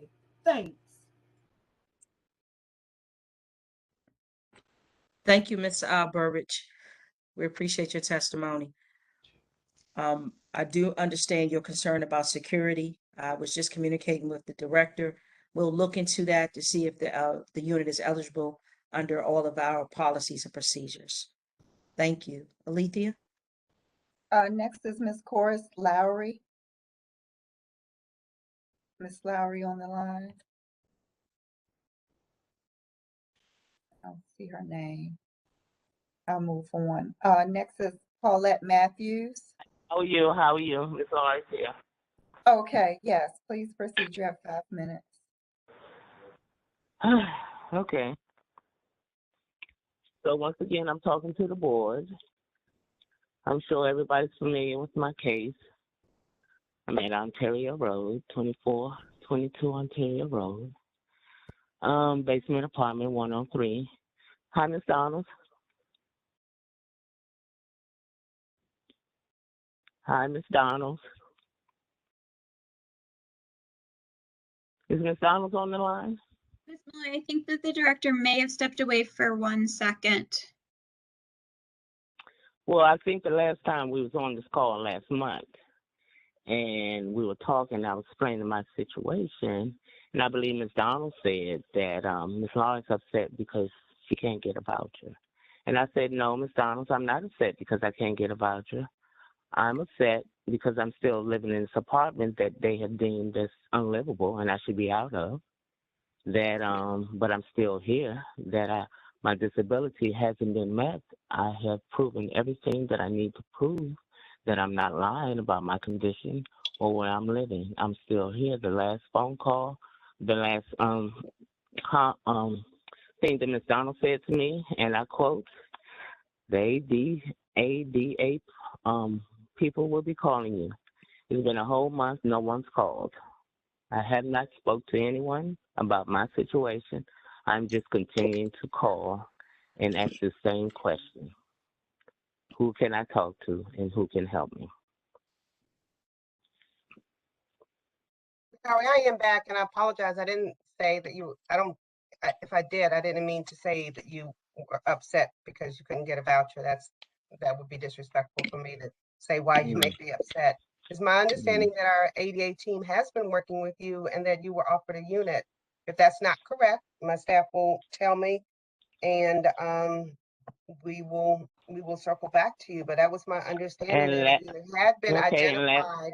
Ma'am, can I finish? That we had the ADA team to meet with you and to review your case after I followed up and met with you, and we did find a unit that met your requirements.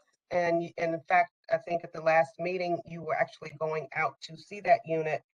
Yes, and the unit has 12 stairs, ma'am. My disability says no more than less than 5 stairs. My doctor's proven that. I've given you the letter. So now where are we? That's a very good point that you're making. And so now I have to find out why we would refer you to a unit that has stairs. Right. Okay. Apologize. We will follow up. Rachel, you put that on the list to follow up tomorrow, please. Thank you. Thank you.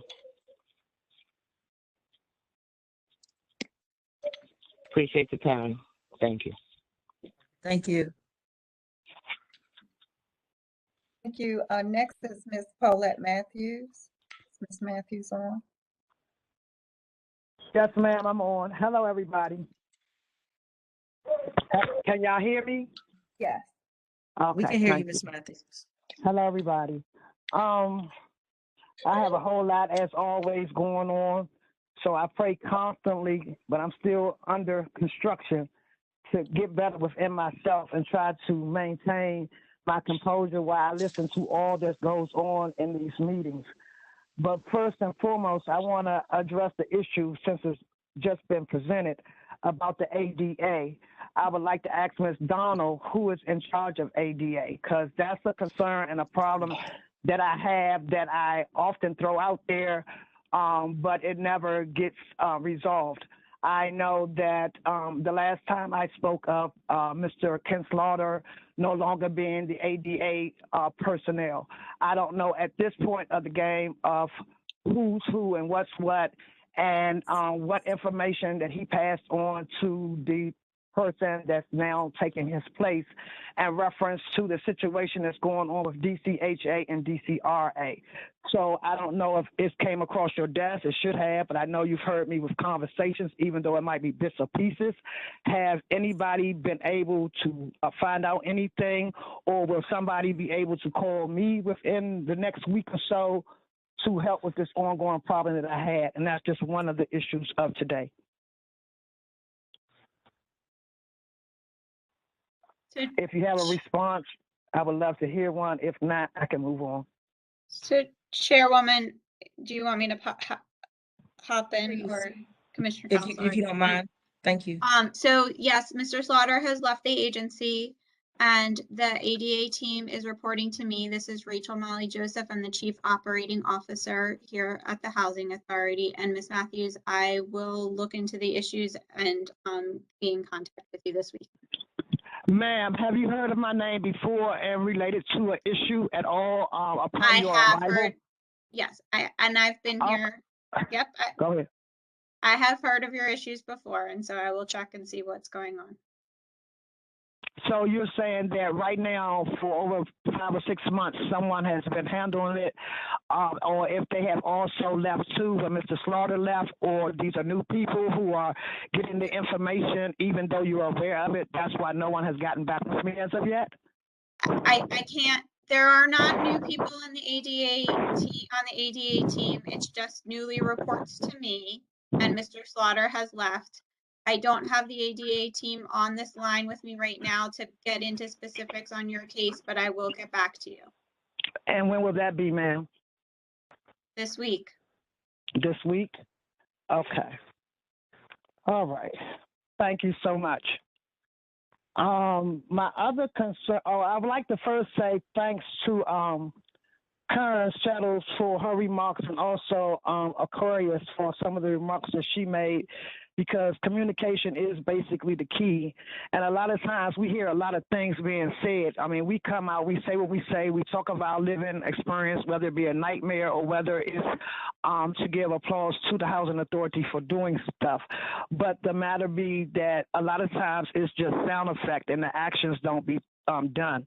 And the reason why I'm saying this, because I have different situations that's going on and have been some time, but I try to let the process work. Unfortunately, it's not working in the best interest of me. And Corona and Corona relatives don't make it any better, because we've had several shutdowns, and some of the situations have been before the shutdown, and then they're the only emergencies only, but yet when you call in, they ask you, do you have COVID, fever, cough, and woo-woo. What that's all about, I don't know, because nobody comes. But what I know is that what they consider to be an emergency is either cold water or hot water or shutdowns or a backup. And sometimes for us, vets being able to enter into your unit is an emergency. I have brought the attention, because I've had several conference calls, and that's why I'm also saying that sound effect is real good, because when it comes time to get the work done, there's always a problem. I'm still sitting here knowing that rodents can get in. Granted, the pest guys, I applaud them. They come out often. But certain things need to be done by the DCHA staff that I have control numbers for that can remedy this. But the date has been changed several times. So the next date will be on the 22nd, I believe, of this month. So I'm going month by month is how I'm hearing this and how it's being played out. And it gets to be a little discouraging to hear these things being said it's going to be done, but don't be done. Chair, Madam Chair, you called me. We had a conversation. You said you was going to send out an email. I gave you my email address. I don't know if the emails went out to anybody else or who it went out to. I never got one. So I don't know the gist of our conversation, what that was like, or how, or if any changes, or if there's even been a discussion that has been spoke on about the conversation in which we had. Sure. So that's If I can respond to you, Ms. Matthews, if I can respond to you, I did send the email out with the entire conversation that we shared.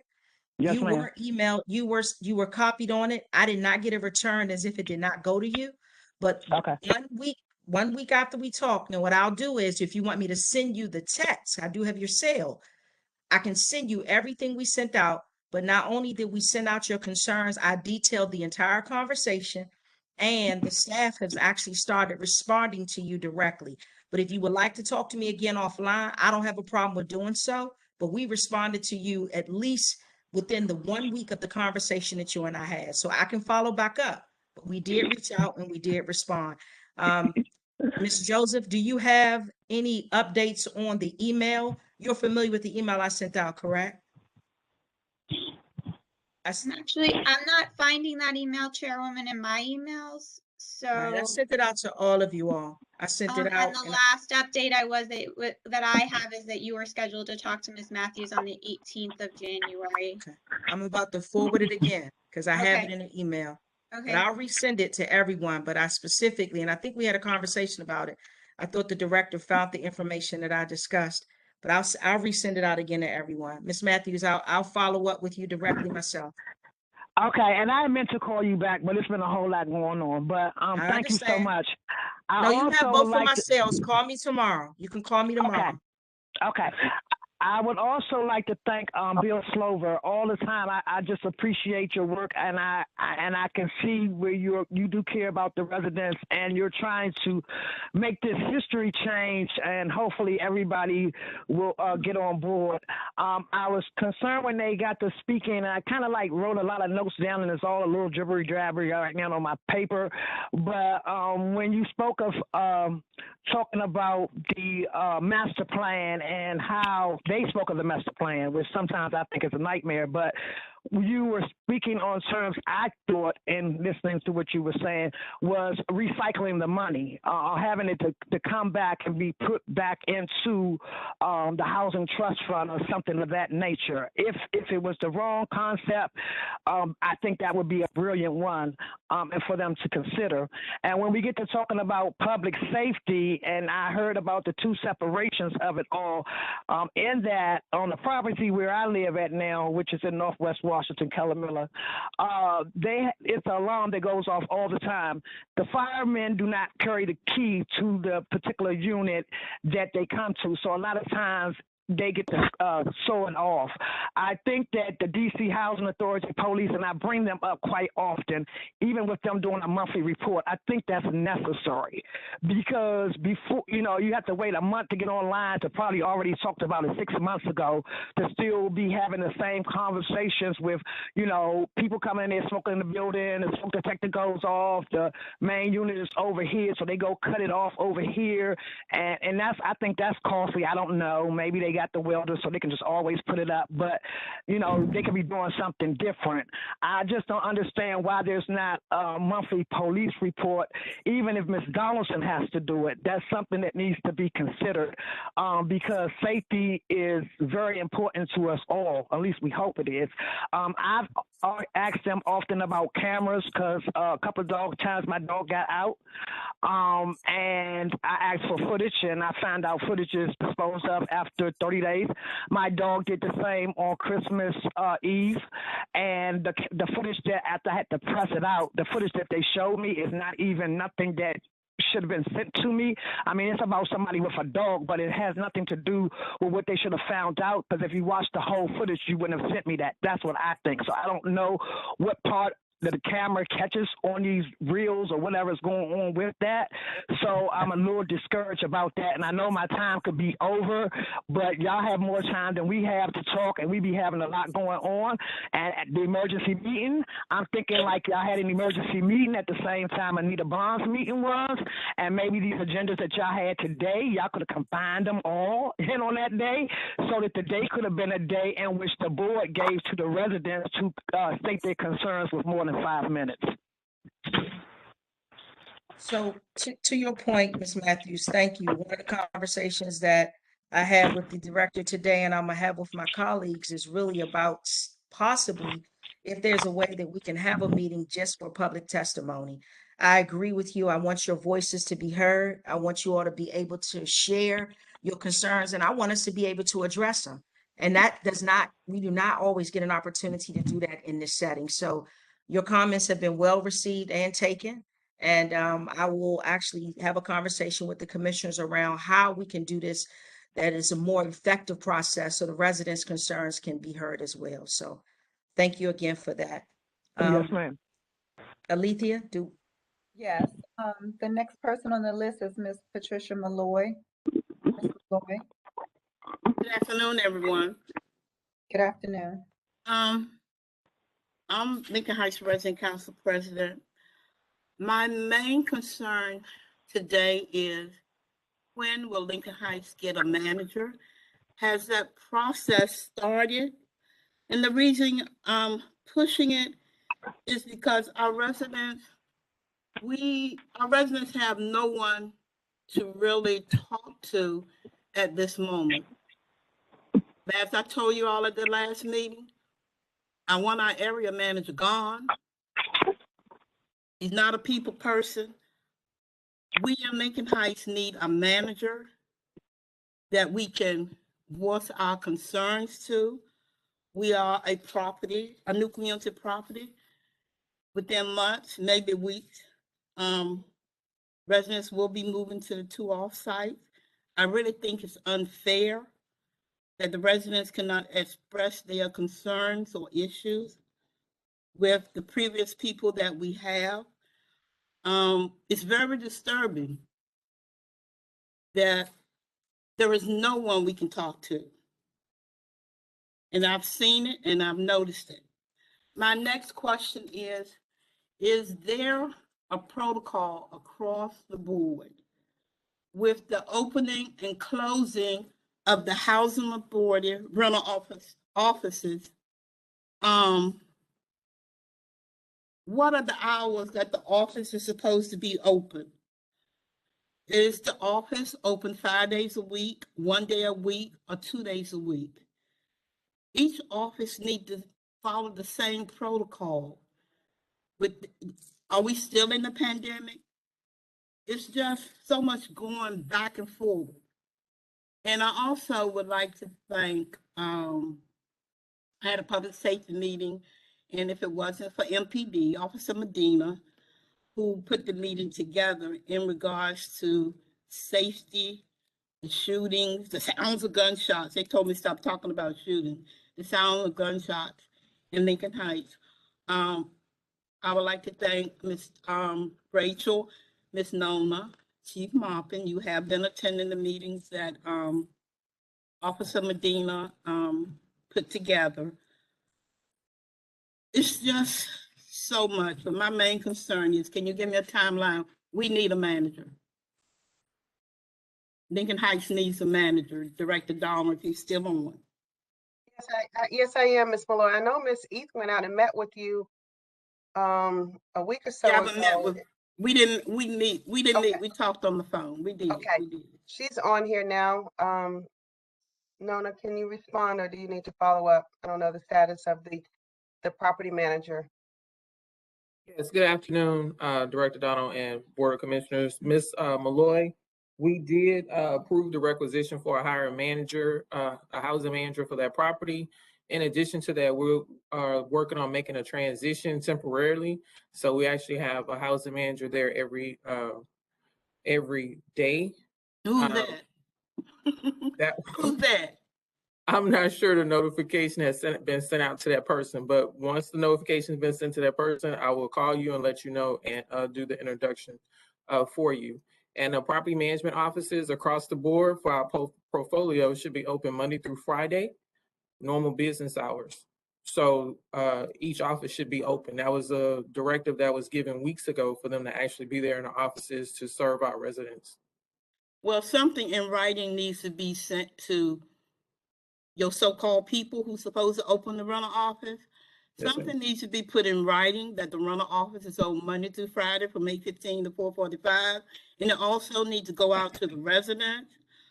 For Lincoln Heights, something needs to be sent to each household stating that they are looking for a manager, because a lot of residents did not even know Mrs. Spriggs had left. And they felt that people were just ignoring them. I would like for them to clear the voicemail take Mr. Sprague's voice off in the answering service. I would like for that to be done.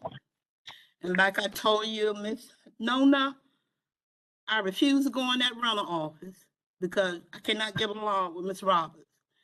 You know, but like I said, you would have to talk to other residents so that they can tell you. I have not been in that rental office since December. I'm tired. I've not been in the Bing Heights rental office because I don't feel comfortable going in that rental office, and I need to go in that rental office. You know, and it's just like, hey, I'm living out here without any communication with management. And I have a lot of concerns and issues. And I would like for it to go on record. Until we get a manager, I'm not going in there. Yes, Thank ma'am. you. Understood. Thank you. Thank you, Ms. Malloy. Can you give me a time frame as to when it will be a month, 2 months, that we will know who the interim manager is or whatever? No, ma'am, it won't be that long. Give me until Monday and we'll be able to provide you with that information.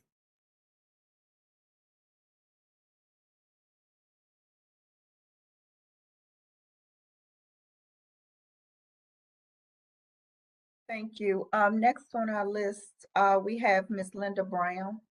Ms. Brown?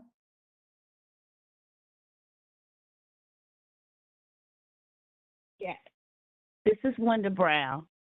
Thank you. Please proceed. Good afternoon, commissioners. This is Linda Brown. I live in Greenleaf Senior with my daughter who is disabled. And the call, what I am calling about today is the move to work amendment. I like to actually be able to understand what that means and how that's going to be implemented into the community. There is no clarity on that because when it was voted on, that amendment was voted on, there wasn't a large percentage of the residents there at that meeting to vote on it. So I like to know exactly what does that mean and how will it get implemented? Because what was said here today is majority about communication, and that has, I should say, the lack of communication, because I've been coming to these board meetings for months. And one of the things that is continued is about communication. Once we get out of these meetings, nothing gets implemented in terms where the resident understands that it's being implemented. And so if we don't understand what's going on, so we can't compliment you on how well you're doing or score you on how well you're doing if we don't know. Does some of the residents know, or are we all on the same page? And so I really would like to see better communication and implementation of what's going on, what the policies are and procedures, and how that pertains to us, and how that's going to show up in our lives. And so, you know, I just come here and I get so frustrated because it feels like it's just a formality check. You're just checking off the box. These people's lives and things are happening, and you know what the mission, what is the mission of the housing authority as it relates to the residents? How are you doing on that? Do we know? I mean, when we get a new director, I mean, does he or she, those problems that was there before they got there, do they look them over to explore? Have we made solutions for them? I'm just not clear. So I would like more clarity on how things are done.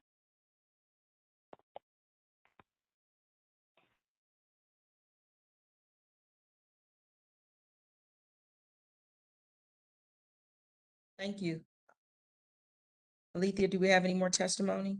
Yes, ma'am. The next person on our list. Excuse me, I asked the question. I was trying to hear the answer to the question. I'm sorry, Ms. Brown. Are we going to have some clarity? That's what I'm saying. This is one of the things about overlooking people as they're speaking.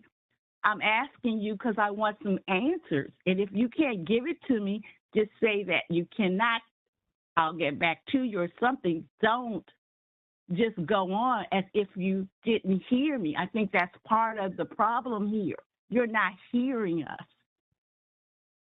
My apologies, Ms. Brown. Brown, this My is Brenda apologies. Donald, the Executive Director. If it's clarity about the MTW plan, we are going to be coming out or opening up multiple meetings on the MTW plan in a more inclusive way. We just had a planning meeting on that internally yesterday. And so I don't know if you are a resident, whatever resident council that you're part of, we will be having very detailed meetings to get not only for clarity, but to get your input on what should be included in the MTW plan, annual plan. So that will be starting, I think, in March, which is right around the corner. So we have your information on the sign-up sheet, and we will make sure that you are included, invited, and there won't be just one meeting, there will be multiple meetings. Ms. Donaldson, I like to say that one of the things is that when you come out and we have these conversations, is that a lot of times, even though we're speaking English, the words I'm still not understanding, we're still not connecting. So I really would like for you to, the language that you're using, that it wouldn't be so layman's terms so that we can all understand how this relates to our lives, not so much as professional in those words, layman's terms, so we can understand it. I totally appreciate what you're saying, and Commissioner Van Gosfrey made that same point earlier, and we will absolutely do a better job of speaking clearly, directly, and leaving room for questions and following up. So yes, you have my word on that. Thank you. Thanks.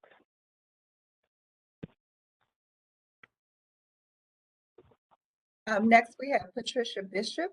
Ms. Bishop. Good evening, afternoon, everyone. Sorry. Good afternoon. My name is Patricia Bishop. I'm Greenleaf Resident Council President. I would like to ask a question, plus have other comments. I'm asking, when will DC Housing share the master development plan for Greenleaf residents and stakeholders? Because we feel though the board needs to see it, we as GRAG Advisory Board need to see it. We as resident council presidents need to see this. To withhold this information from us and the Board of Commissioners is not a part of the processes that should be going on. We are entitled to see this.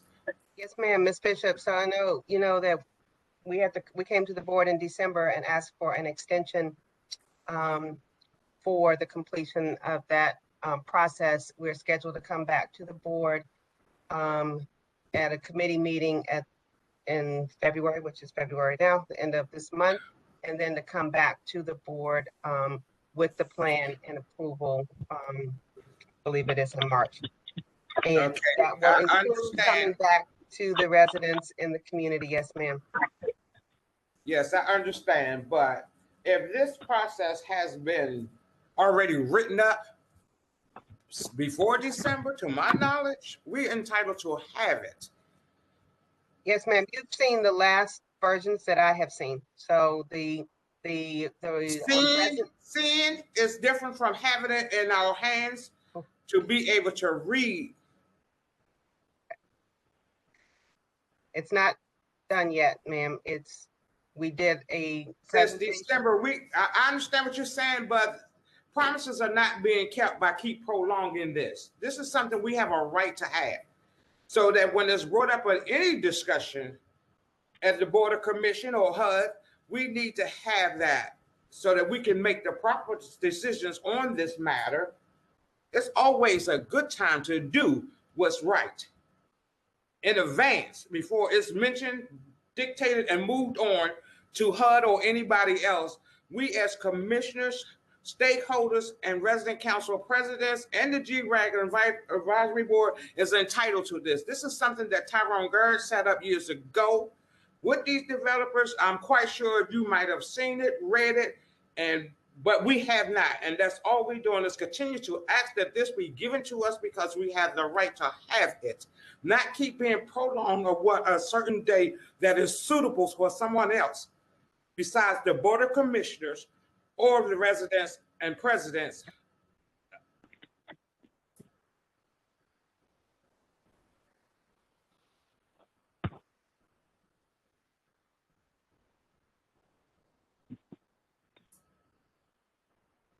And I thank everyone for listening to me, giving me the opportunity to speak.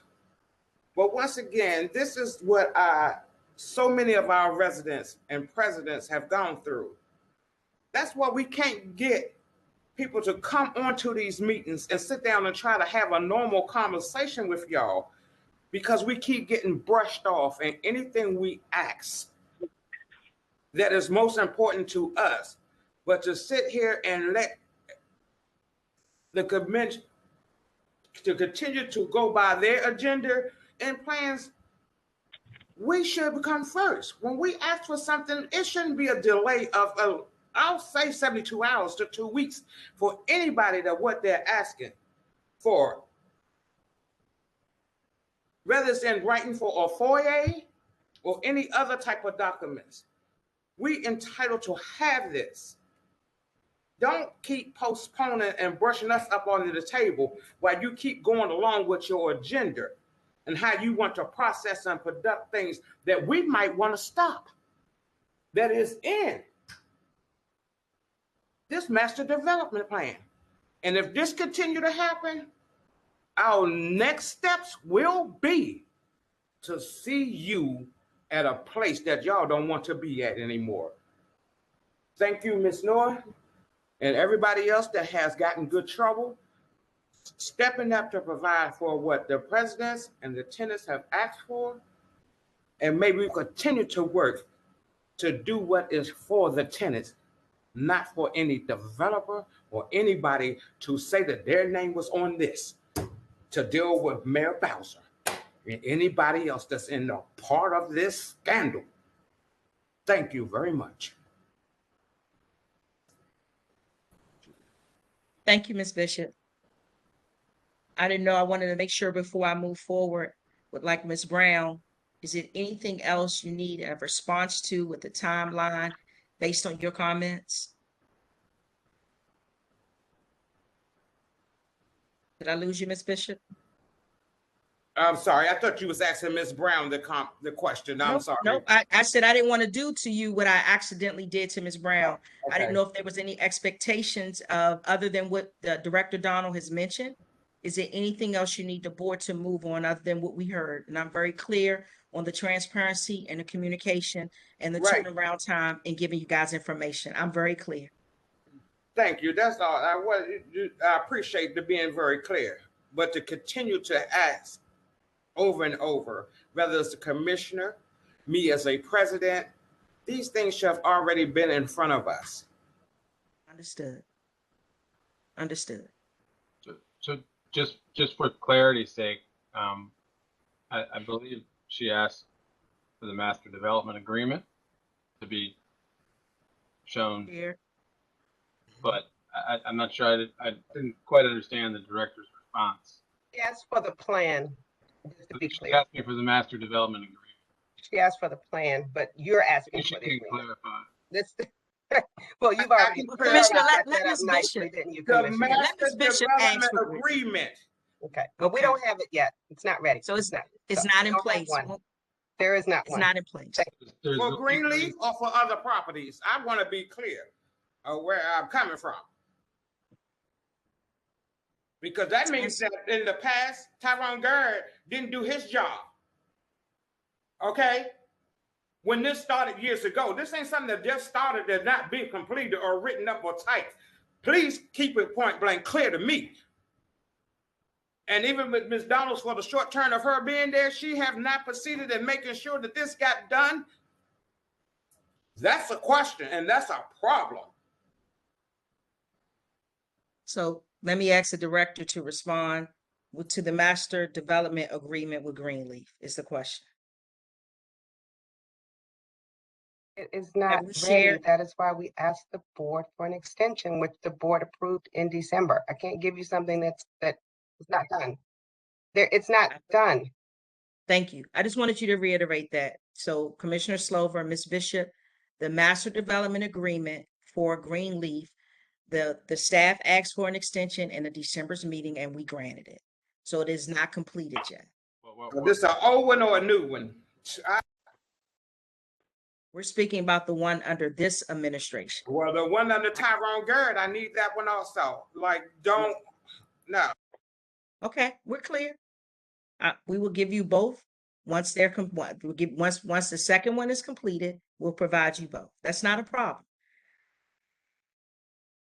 We're going to get clarity on when that's going to be delivered, right? And if it needs to be approved by the board or not. Correct. You already asked repeatedly. Yeah, I asked a month ago. Yes, you did, and you made that point, and you, yes, and she has. We've given him an extension, Commissioner Slover. We granted the team He's an asking for extension. something different. He's making the same point. Yes. Go ahead, I Commissioner. I asked a month ago. You said you get in a week, and I'll keep asking. I mean, Okay. That's And what Ms. happened. Thank you. Ms. Bishop, once you get the two plans, my recommendation is that you either use the Urban Institute, you need or the Joint Center, reach out to them so they can give you a focus group. Because there's no need of having the plan and don't understand it.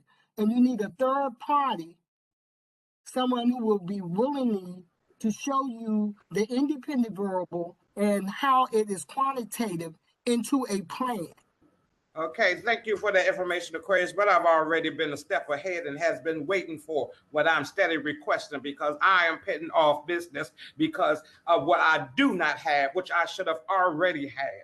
If I'm going to step up and be president since I was sworn in, then I need to step up 100 and stop putting things to the side because somebody else haven't got their together. Understood, Ms. Bishop. Thank you. Alethea? Next is Ms. Denise Blackson. Ms. Blackson.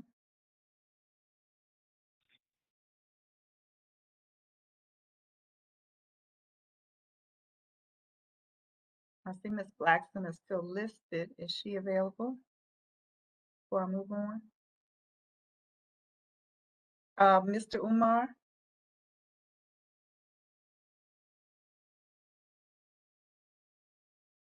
I had enough, no comment. For one thing, if Miss Van Gospel and listening. Von Goshry is how you pronounce my name, sir. Whatever it is, thank you. Okay, let me finish, please. I'll let you talk, lady. No, sir, I'm not a lady. Well, okay. You don't call me a lady. You call me Mrs. Commissioner Van Goshry. Okay, I'm not trying to Commissioner Van Goshry, please allow Mr. Umar to provide his testimony, please. Madam Chair, you let Mr. Umar say whatever he want to say, however he want to say, to whoever he want to say, and how long. No, ma'am, I did not. So what No, I I'm did going to not. do, because I don't want to be disrespectful again. So to the audience, I'm being serious with you. I will leave the meeting because I'm not going to stand here. I don't have that type of thick skin. So what I'm going to do to respect this board is leave the meeting. 1 second, 1 second, Mr. Umar. You don't have to leave the meeting, Commissioner Van Goshry. Don't get ready to leave it. Mr. Umar, please proceed. I didn't respect her for one thing. If she would have been listening, I didn't say anything disrespectful to that lady. I was only saying that she be out sometimes. She might be sick for the record, so she can hear it. So she only embarrassed herself. If you listen to the minutes, I didn't say nothing disrespectful to her or about her. Now, I'm going to leave the meeting. That's all I basically wanted to say for that minutes to be done. Like I said, election time, Hood is on the trail. Me too. Bye. I'm already some busboy. That's what I was about to ask you. Do you want some? My apologies. Thank you, Mr. Umar. May I say something wonderful about housing? We always like to hear wonderful things, Ms. Laurie. This is Miss Laurie. I just want to tell you that I never get to say these things, but in light of that situation, I just wanted to tell y'all that I also think as many as times as we complain and say that things are not being done, there are some things being done that are greatly. You put out some great programs, the culinary course, the food handling, the first aid, the TIA, the painters course, the financial literacy course, the hospitality. I'm going through all of them.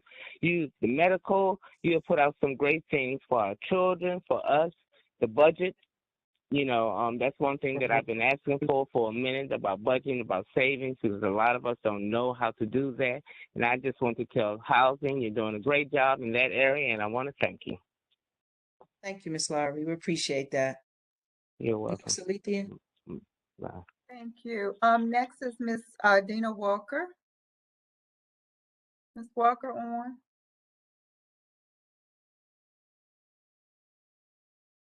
Okay, I'll move on. Victoria Harris. Ms. Harris.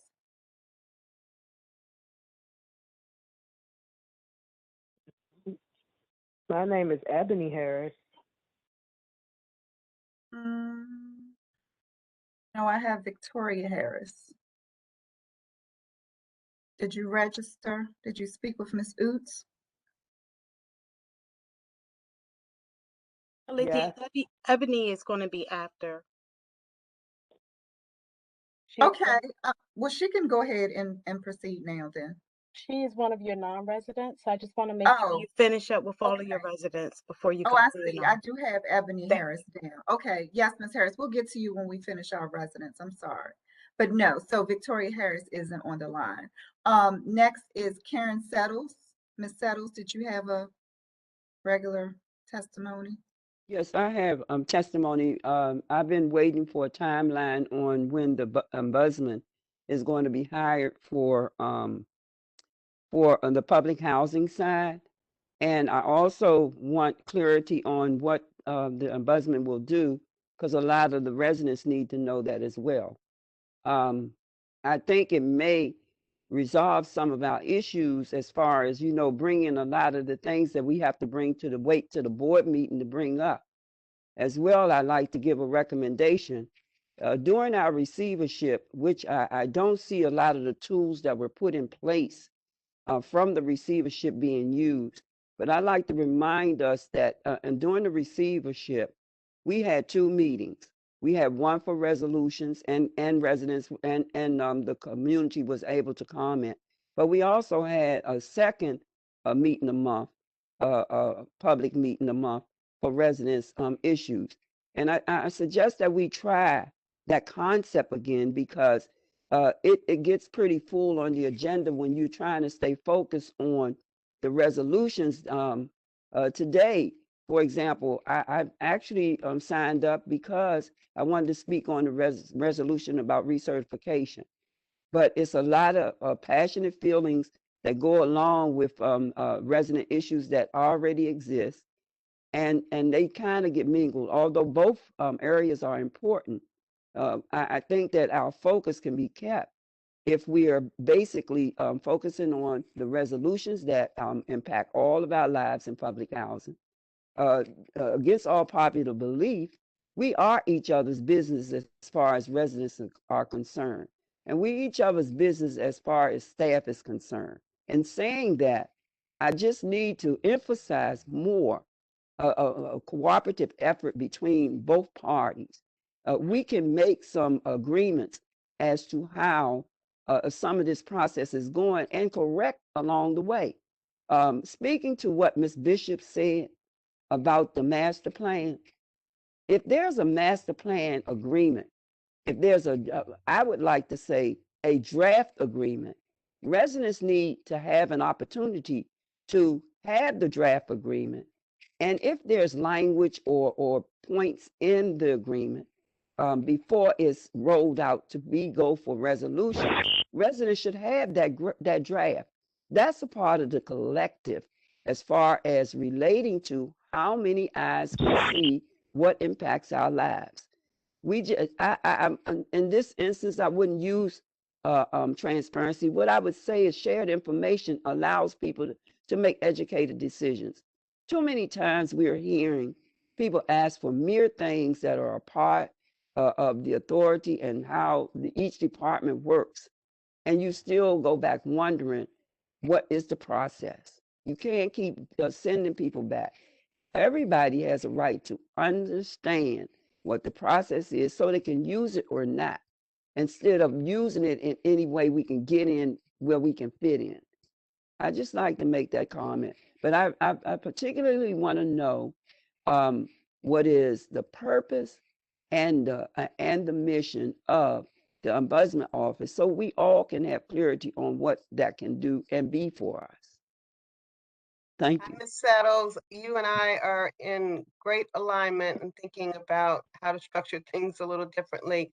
We're delayed with the Ombudsman Office. I'd hope to have that ready to establish, but I need a little bit more time. We're looking at some Sure. staffing. What I'd like to do, and I see Ms. Blackson there, is to come back to put that on the agenda for our resident council presidents meeting, if you guys agree, and we can Yeah, I talk do. about it there, and you can help to shape it up in terms of Sure. kind of the structure, and I have some ideas about having ombudsman open house where or open office hours where residents are able to come in a forum that anyway, I just have some ideas about it, and I know that you do as well. So if you guys agree, we'll put it on the agenda. If not, we'll schedule another time to do it, but it'll be soon. Yes, thank you so much, Director Donald. Those are some of the crucial things that we have for.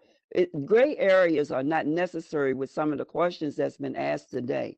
And the process is changing. We all can admit that. But as it changes, it has to be meaningful changes.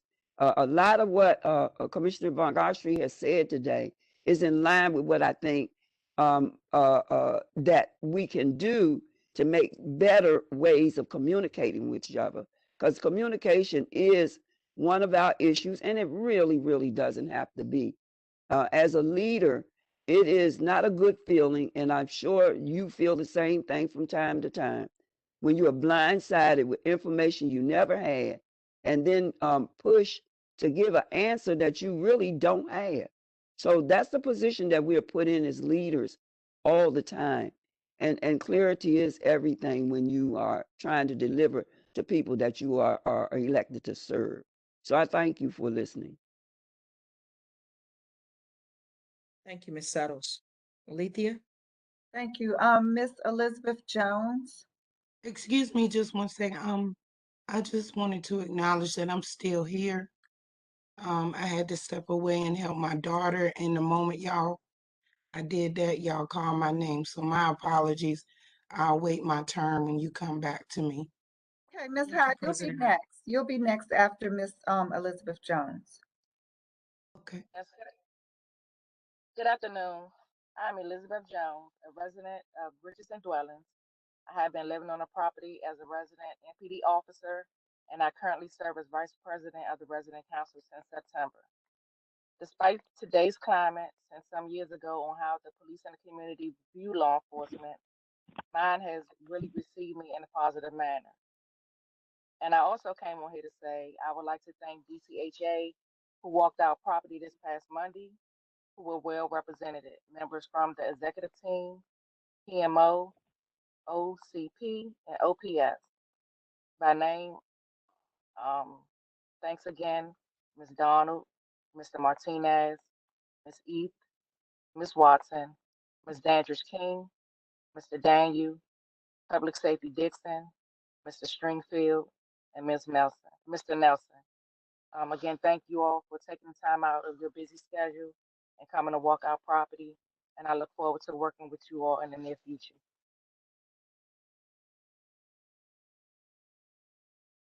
Thank you, Ms. Jones. Ms. High? Hello, everyone. I'm Ms. Hyde, the council at Park Morton. Psalms 103:6, the Lord works righteous and justice for all who are oppressed. I'm telling my story today because so much money and development actions are being approved through DCHA budgets, but little to none of it supporting residents like me who are striving to make a difference in our own lives and working towards self-sufficiency. Instead, DCHA has hindered, oppressed, punished, or even exiled residents like myself who work towards self-sufficiency or our rightful share. In fact, DCHA turns residents against each other when we don't do their bidding. In the time that I have been residing at Park Morton, I've tried many means to improve my life so that I may move towards self-sufficiency. My testimony today will draw a timeline to give understanding and clarity as to how DCHA has failed to assist me to be nurtured, grow, and thrive under their governance. For years, I've tried to seek employment unsuccessfully due to my mental health differently abled abilities. DCHA would not listen to me as a resident, so I created an opportunity for me to work for myself. I also created an opportunity for home ownership under the Park Morton Equity Plan. These things combined would make a way for me to improve the quality of both my life, the lives of my children, and my residents' lives through self-sufficiency. For example, I worked and became certified by FEMA and CERT as an emergency preparedness specialist. I arranged to do an emergency preparedness seminar on my property, Park Morton, for which I am the president, Potomac Gardens for the with the former president, Commissioner Van Gostry, and Hopkins Apartments with the former president, Abner Dcha. I created my own lesson plan and conducted seminars for residents, teaching them how to be prepared. I received tremendous compliments for my work from Mr. Brian Harris of DCHA. He requested that I conduct my seminars at all 52 of DCHA's properties. Mr. Harris's words, I was ecstatic as I saw this as a business employment opportunity and told Mr. Harris that it would be my means of self-sufficiency and that I would need to be paid for further seminars. He told me that I needed to be a registered business. I took on the challenge, formulated my business high alert emergency preparedness, wrote and presented DCHA with a proposal. I was denied being a vendor because I was not HUD Section 3 registered. I researched the information, registered my company in Section 3, and went back to DCHA only to be stalled again. After meeting every excuse, former Director Garrett finally allowed me and 4 other resident-owned business owners, Shannon Morning of Morning Cleaning, Vanessa Gooch of Nessa Fabulous Designs, and Crystal Morning, Sweet Tooth Edibles, to participate in the DCHA Virtual Vendors Expo, as well as be given a micro grant. We had to complete a vendor's form in order to receive the check for our micro grant. However, we received nothing more than that from DCHA. The expo happened April of 2021. I had to fight DCHA on behalf of all of the business owners until July of 2021 to get our checks, and it took until January 2022 to receive copies of all of our documents that we signed with Mr. Byron Pugh. Finally, by the end of his tenure, former Director Garrett signed my proposal. However, I was never paid in order to be able to render services to the Sibley complexes. When Brenda Donald took the position, I explained my circumstances of the deal with the former director, and I made with him as he had signed my proposal. I provided her proof. I asked if she would honor it or if I had to write a new one. If I had to write a new one, my fee would increase because when that proposal was written and signed, I possessed 26 certifications only through FEMA and CERT. Now I possess in excess of 50 plus from various agencies. DCHA always seems to drag their feet when it comes to resident improvement and self-sufficiency, but creative and bullying and forcing residents to stay where they are, dependent on the whims of DCHA and other government systems. And I'm wrapping it up right here. I have pleaded for my life and the lives of my residents. The suffering I've endured and has been filmed and placed upon YouTube for everyone to view. And my story is the story of all who will not speak of the atrocities, the apprehension, the lies, the setbacks, the empty promises, the intimidation, and the feeling of bleakness we all often feel when decisions for our lives are often made for us without us.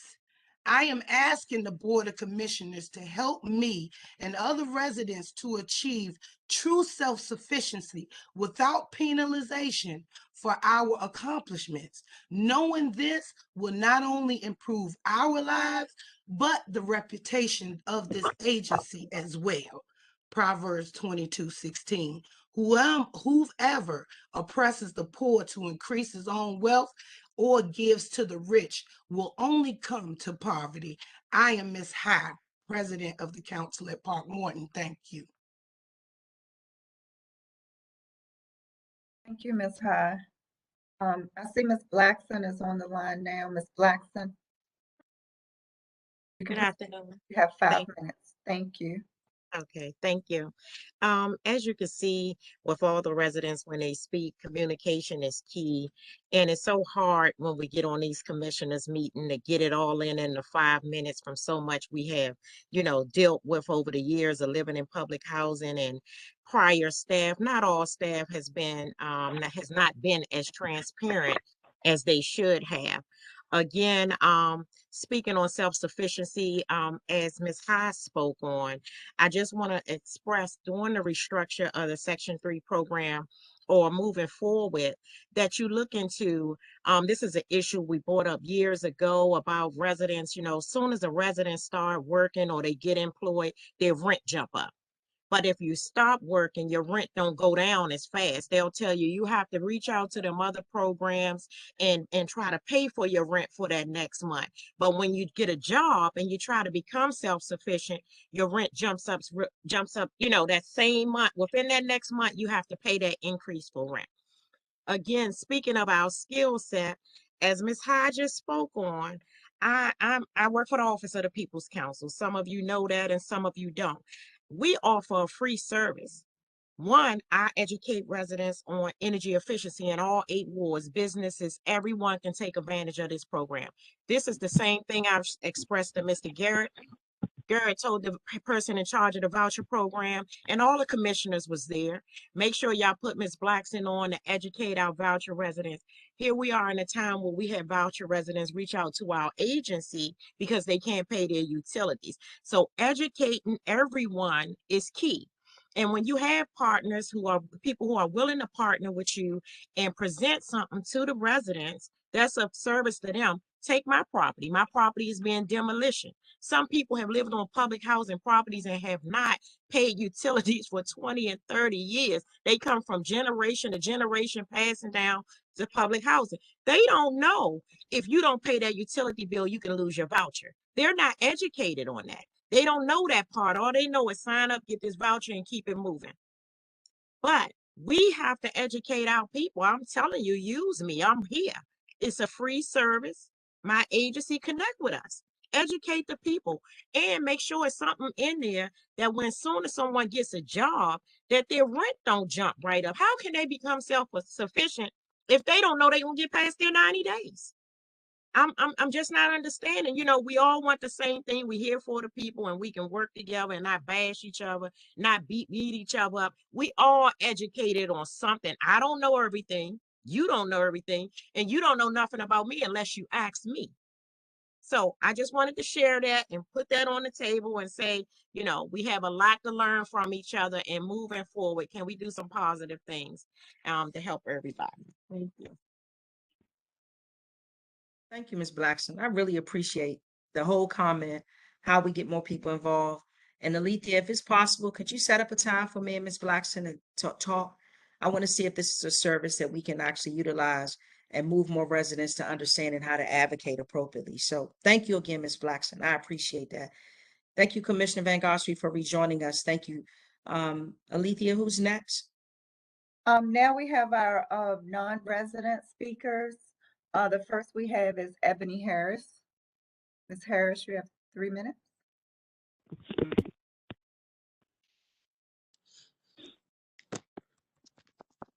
Hello.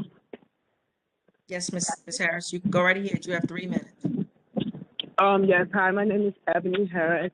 I reside under UPO, which is United Planning Organization. I've been in the unit that I'm in for 13 years.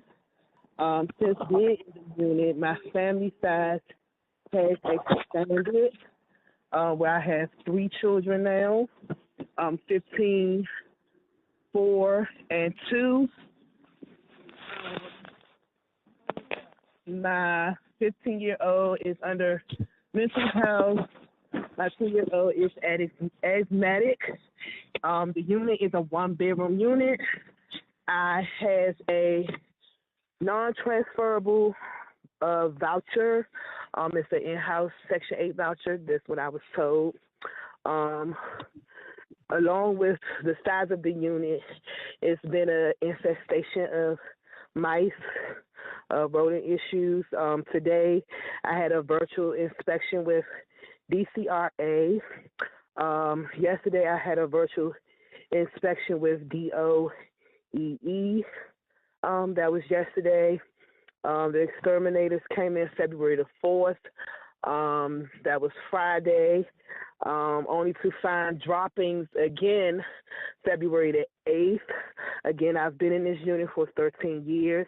I've been having problems with trying to find other programs that will accept me and my children. I just feel like I've been getting a runaround. I've been told that, you know, if I leave the property, I'll lose the voucher that I do have. Like I said, it's a non-transferable voucher, which means that I cannot take the voucher to any other properties. UPO only has 2 properties. Both properties are only 1-bedroom units. The voucher belongs to UPO, so I can't take it. I've been trying to get into like shelter programs, only to find out that I can't get into those programs because I'm still on the lease at UPO. I just feel like, you know, how do I go about in getting help? Do I just up and leave and become homeless with my 3 children in order to get into these shelter programs out here, or in order for me to get into other programs that deal with housing that go according to, you know, your incomes? So I've been dealing with that. I know that the HCVP pays a portion of my rent. This has been going on for 13 years, like I said. So that's pretty much what I wanted to state. This is my first time at the meeting. So I'm learning different things now since I've been doing like my own research on housing. When I first got into the program under UPO, you know, nobody never explained to me like what type of voucher that I had. I was just only told that I was picked through a lottery. Had I had known what I know now, I probably would not have accepted the unit at the time. I'm stuck. I'm stuck. I've been there for 13 years. I don't know. I just don't know. So that's my concern. That's what I wanted to address for today. And thank you guys for listening.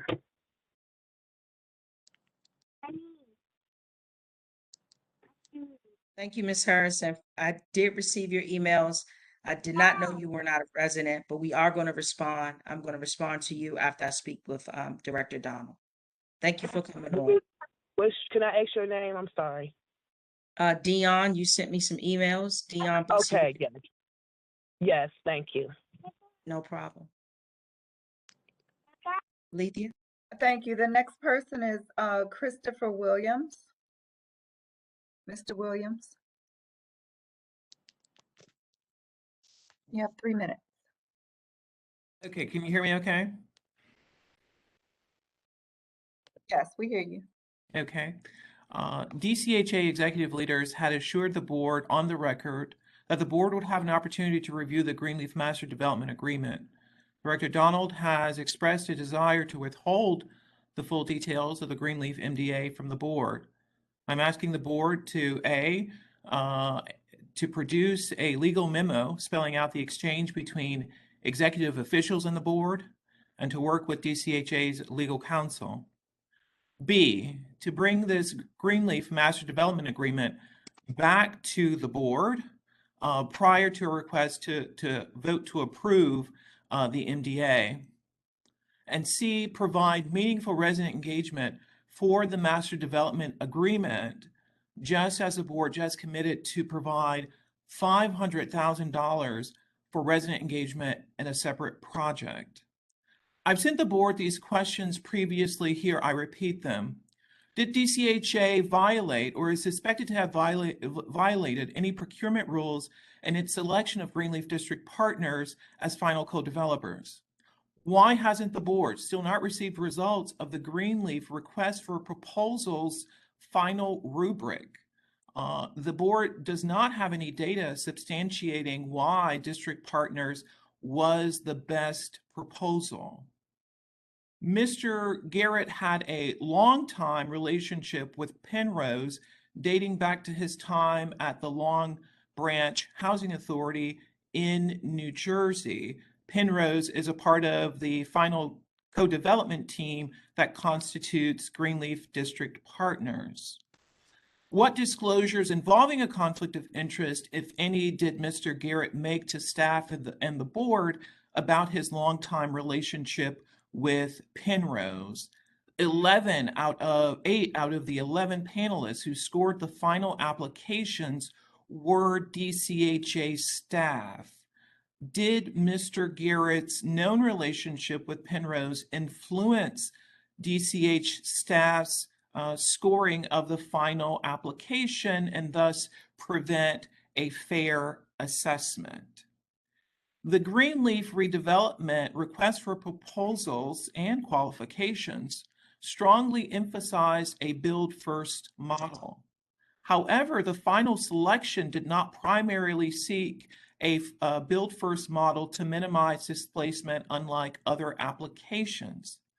We have yet to identify a build first site for Greenleaf, yet it was an area of priority in both stages of the application.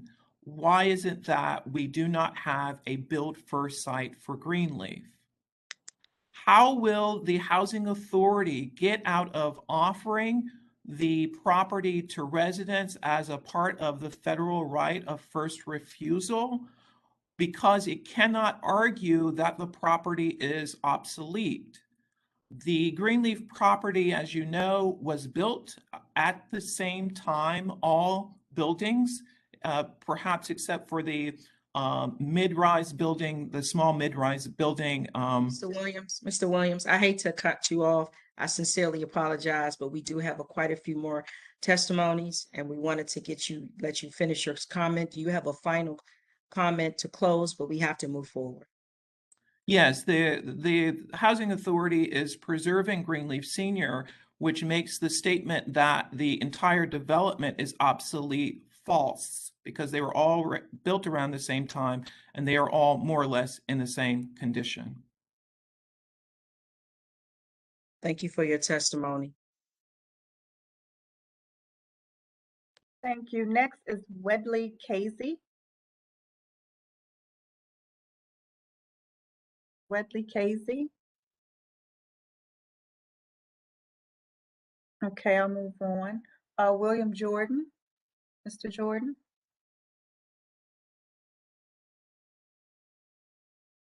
Good afternoon. My name is William Jordan. I'm a part of the Horton Equity team. I actually signed up to speak to the Langston master agreement plan, but I wasn't here in time.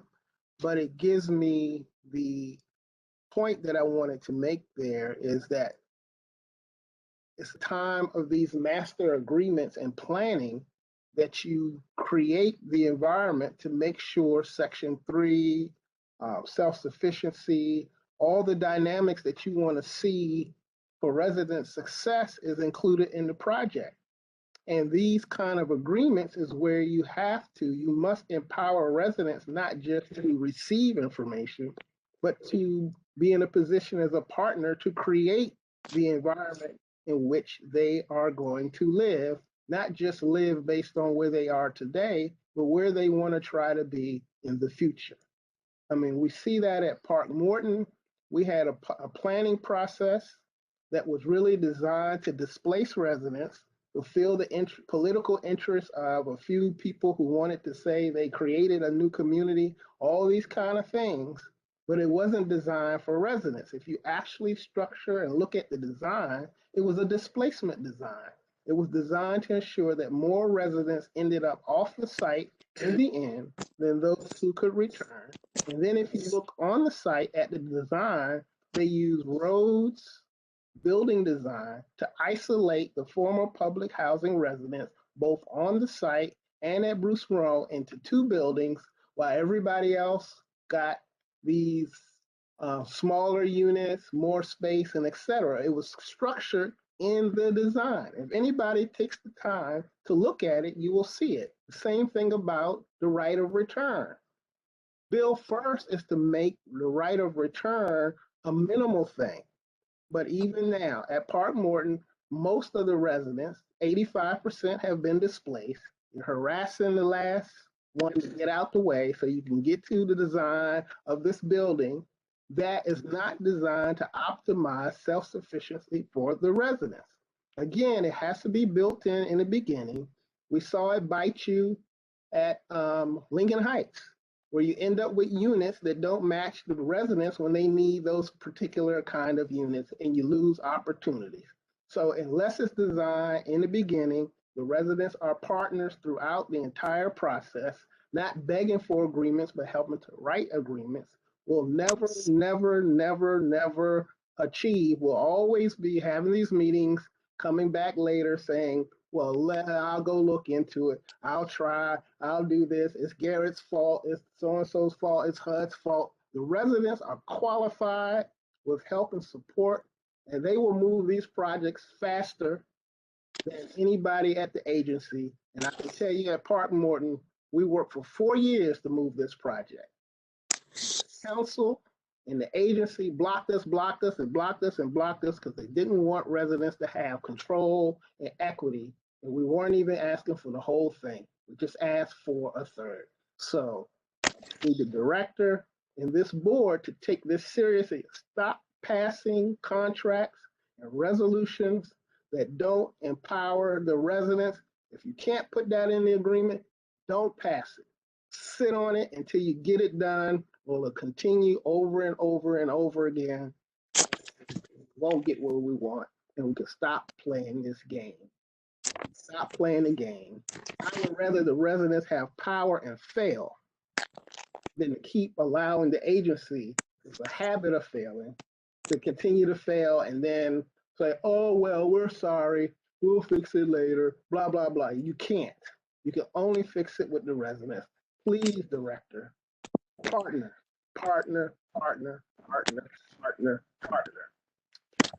Thank you. Thank you. Thank you. Next is Tori Collins. Good afternoon. Tori Collins. I am a concerned citizen from Navy and a racial equity advocate with Empower DC. I am basically requesting, so November 10th was the last meeting I attended. I requested a status update regarding the replacement units for Arthur Capper's Carrollsburg. There was a 5-year extension, I think in 2019, that basically states that nothing can be done until 2023. At the time, in November 10th, when I was here, I know there had been a lot of turnover at the Housing Authority, and Executive Director Donald had not been briefed on this. Commissioner Bill Sloan did have some information, just some information regarding this, but I don't think it was basically the plan for what was happening. I know in 2021 of March of last year, there was a drafted master plan. Of course, since then, things have changed. So basically, I'm here to see what's going on with the remaining public housing replacement units, wanting to make sure that those former residents are still eligible for a return, when and if those replacement units are being developed, wanting to know what's going on, if the residents are being tracked in any way or their next of kins are being tracked in any way. And basically, what's the plan of delivery for those replacement units? Thank you. Yes, thank you. We did a briefing to the board 3 or 4 weeks ago on Arthur Capper, so we do have that. I don't have it with me right now or to give you all of your information in this short period of time, but we'll be happy to give you the same update and let you know, and then does, I believe, answer all of your questions, timeline, replacement units, kind of next steps. So if you would like, and I don't know if you want to have it with a group of other people, if there are others, or if this is just a personal interest, but we're happy to give you an update on where we are with the Arthur Capper to get that project moving again. Is your office planning to have a meeting like with meet with the ANCs to update that information, or I don't know what, we don't have a timeline for this. So don't have a timeline for rolling out information. Typically in the past, we have done that and then nothing happens for a long time. So we're trying to come with current information to people who are former residents who moved out, who want to move back in, and other stakeholders. We don't have that, but I can give you a general overview of where we are, as we provided to the board, and timelines for that, and we'll be happy to get your input and others on who else needs to get briefed. what's next step? So what should I do in order to make sure that the people that are involved in that project should be briefed on what the next steps are? What's the next thing to do? If you would, I think I just offered, if you would like me to give you a personal briefing, or if you want to have others who want to get updated, let me know and we will arrange a meeting. Okay, who do I arrange the meeting with? Reach out to me directly, ddonald@dchousing.org. Thank you. Just to clarify, Director Donald, is the master plan that was done on Arthur Capper show how the replacement units are going to be obligated? I can't remember all the specifics. There are 4 remaining parcels. And so when we briefed you all, we told you what the plans were for moving forward with those parcels and the distribution of the remaining, I forgot the number now. So again, I don't have that in front of me right now, so I don't want to speak to that. I think all of the questions that she raised now were contained in that briefing. And if we have additional information, we will make that available. Okay, but it's well over 200 units. That's 50 per building. And so I've always been concerned that we don't have enough real estate left to actually fulfill our obligation. And so I don't recall that the master plan actually mapped that out, but I might be wrong. So could you redistribute the master plan to the board? I don't know if it's the master plan or the deck. Let me go back and find out what information that we have. And then I will redistribute the deck and you can tell me if you want something additional. I'm not sure exactly what you're asking for. Well, it'd be great if we could actually get the master plan that we paid for. Well, I'll ask the Office of Capital Programs. I don't believe it's ever been shared. Oh, I thought it was posted. Okay, we will. It was the one that Moya designed. I get your point. I know, but it was never, I'm not sure it's ever completed. And so I'm not sure we've seen it. I'm sorry, and that was one of my questions on November 10th, was the master plan that was put out in March of 2021. had that been looked at by the new incoming executive director? By my Office of Capital Programs that is responsible for development, yes. So we will, as I said, follow up.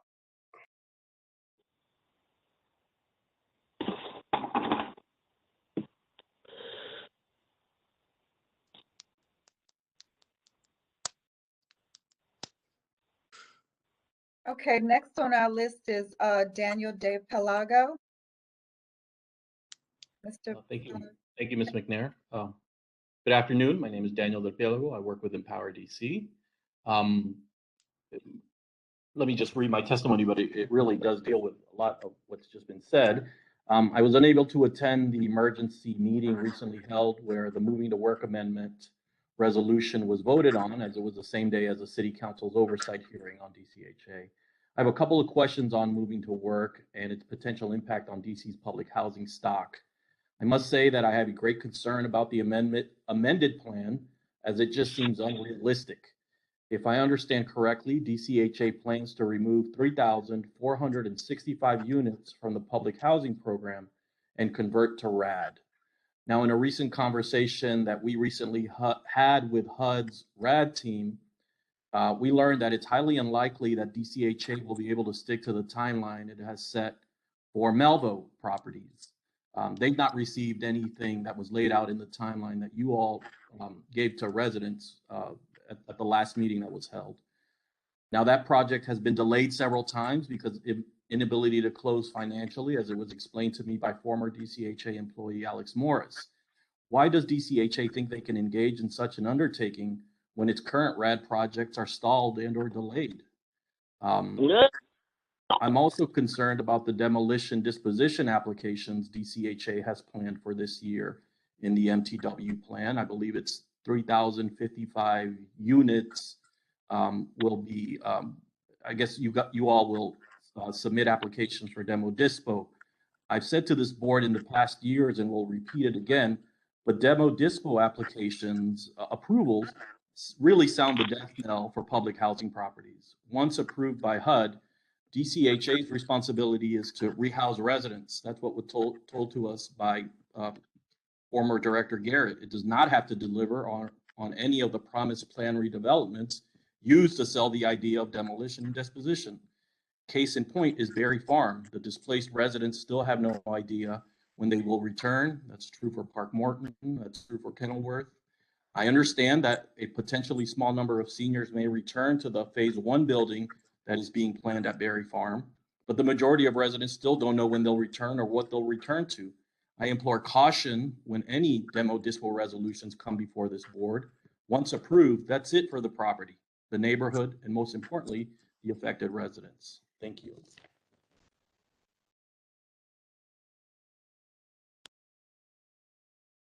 Thank you.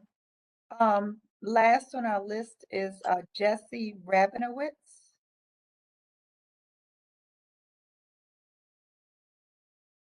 Is Jesse on the line? Okay, that's it for our testimony list. Madam Chair, I'll turn it back over to you. Thank you, Alethea. I appreciate that. Do I have any final comments from my board members?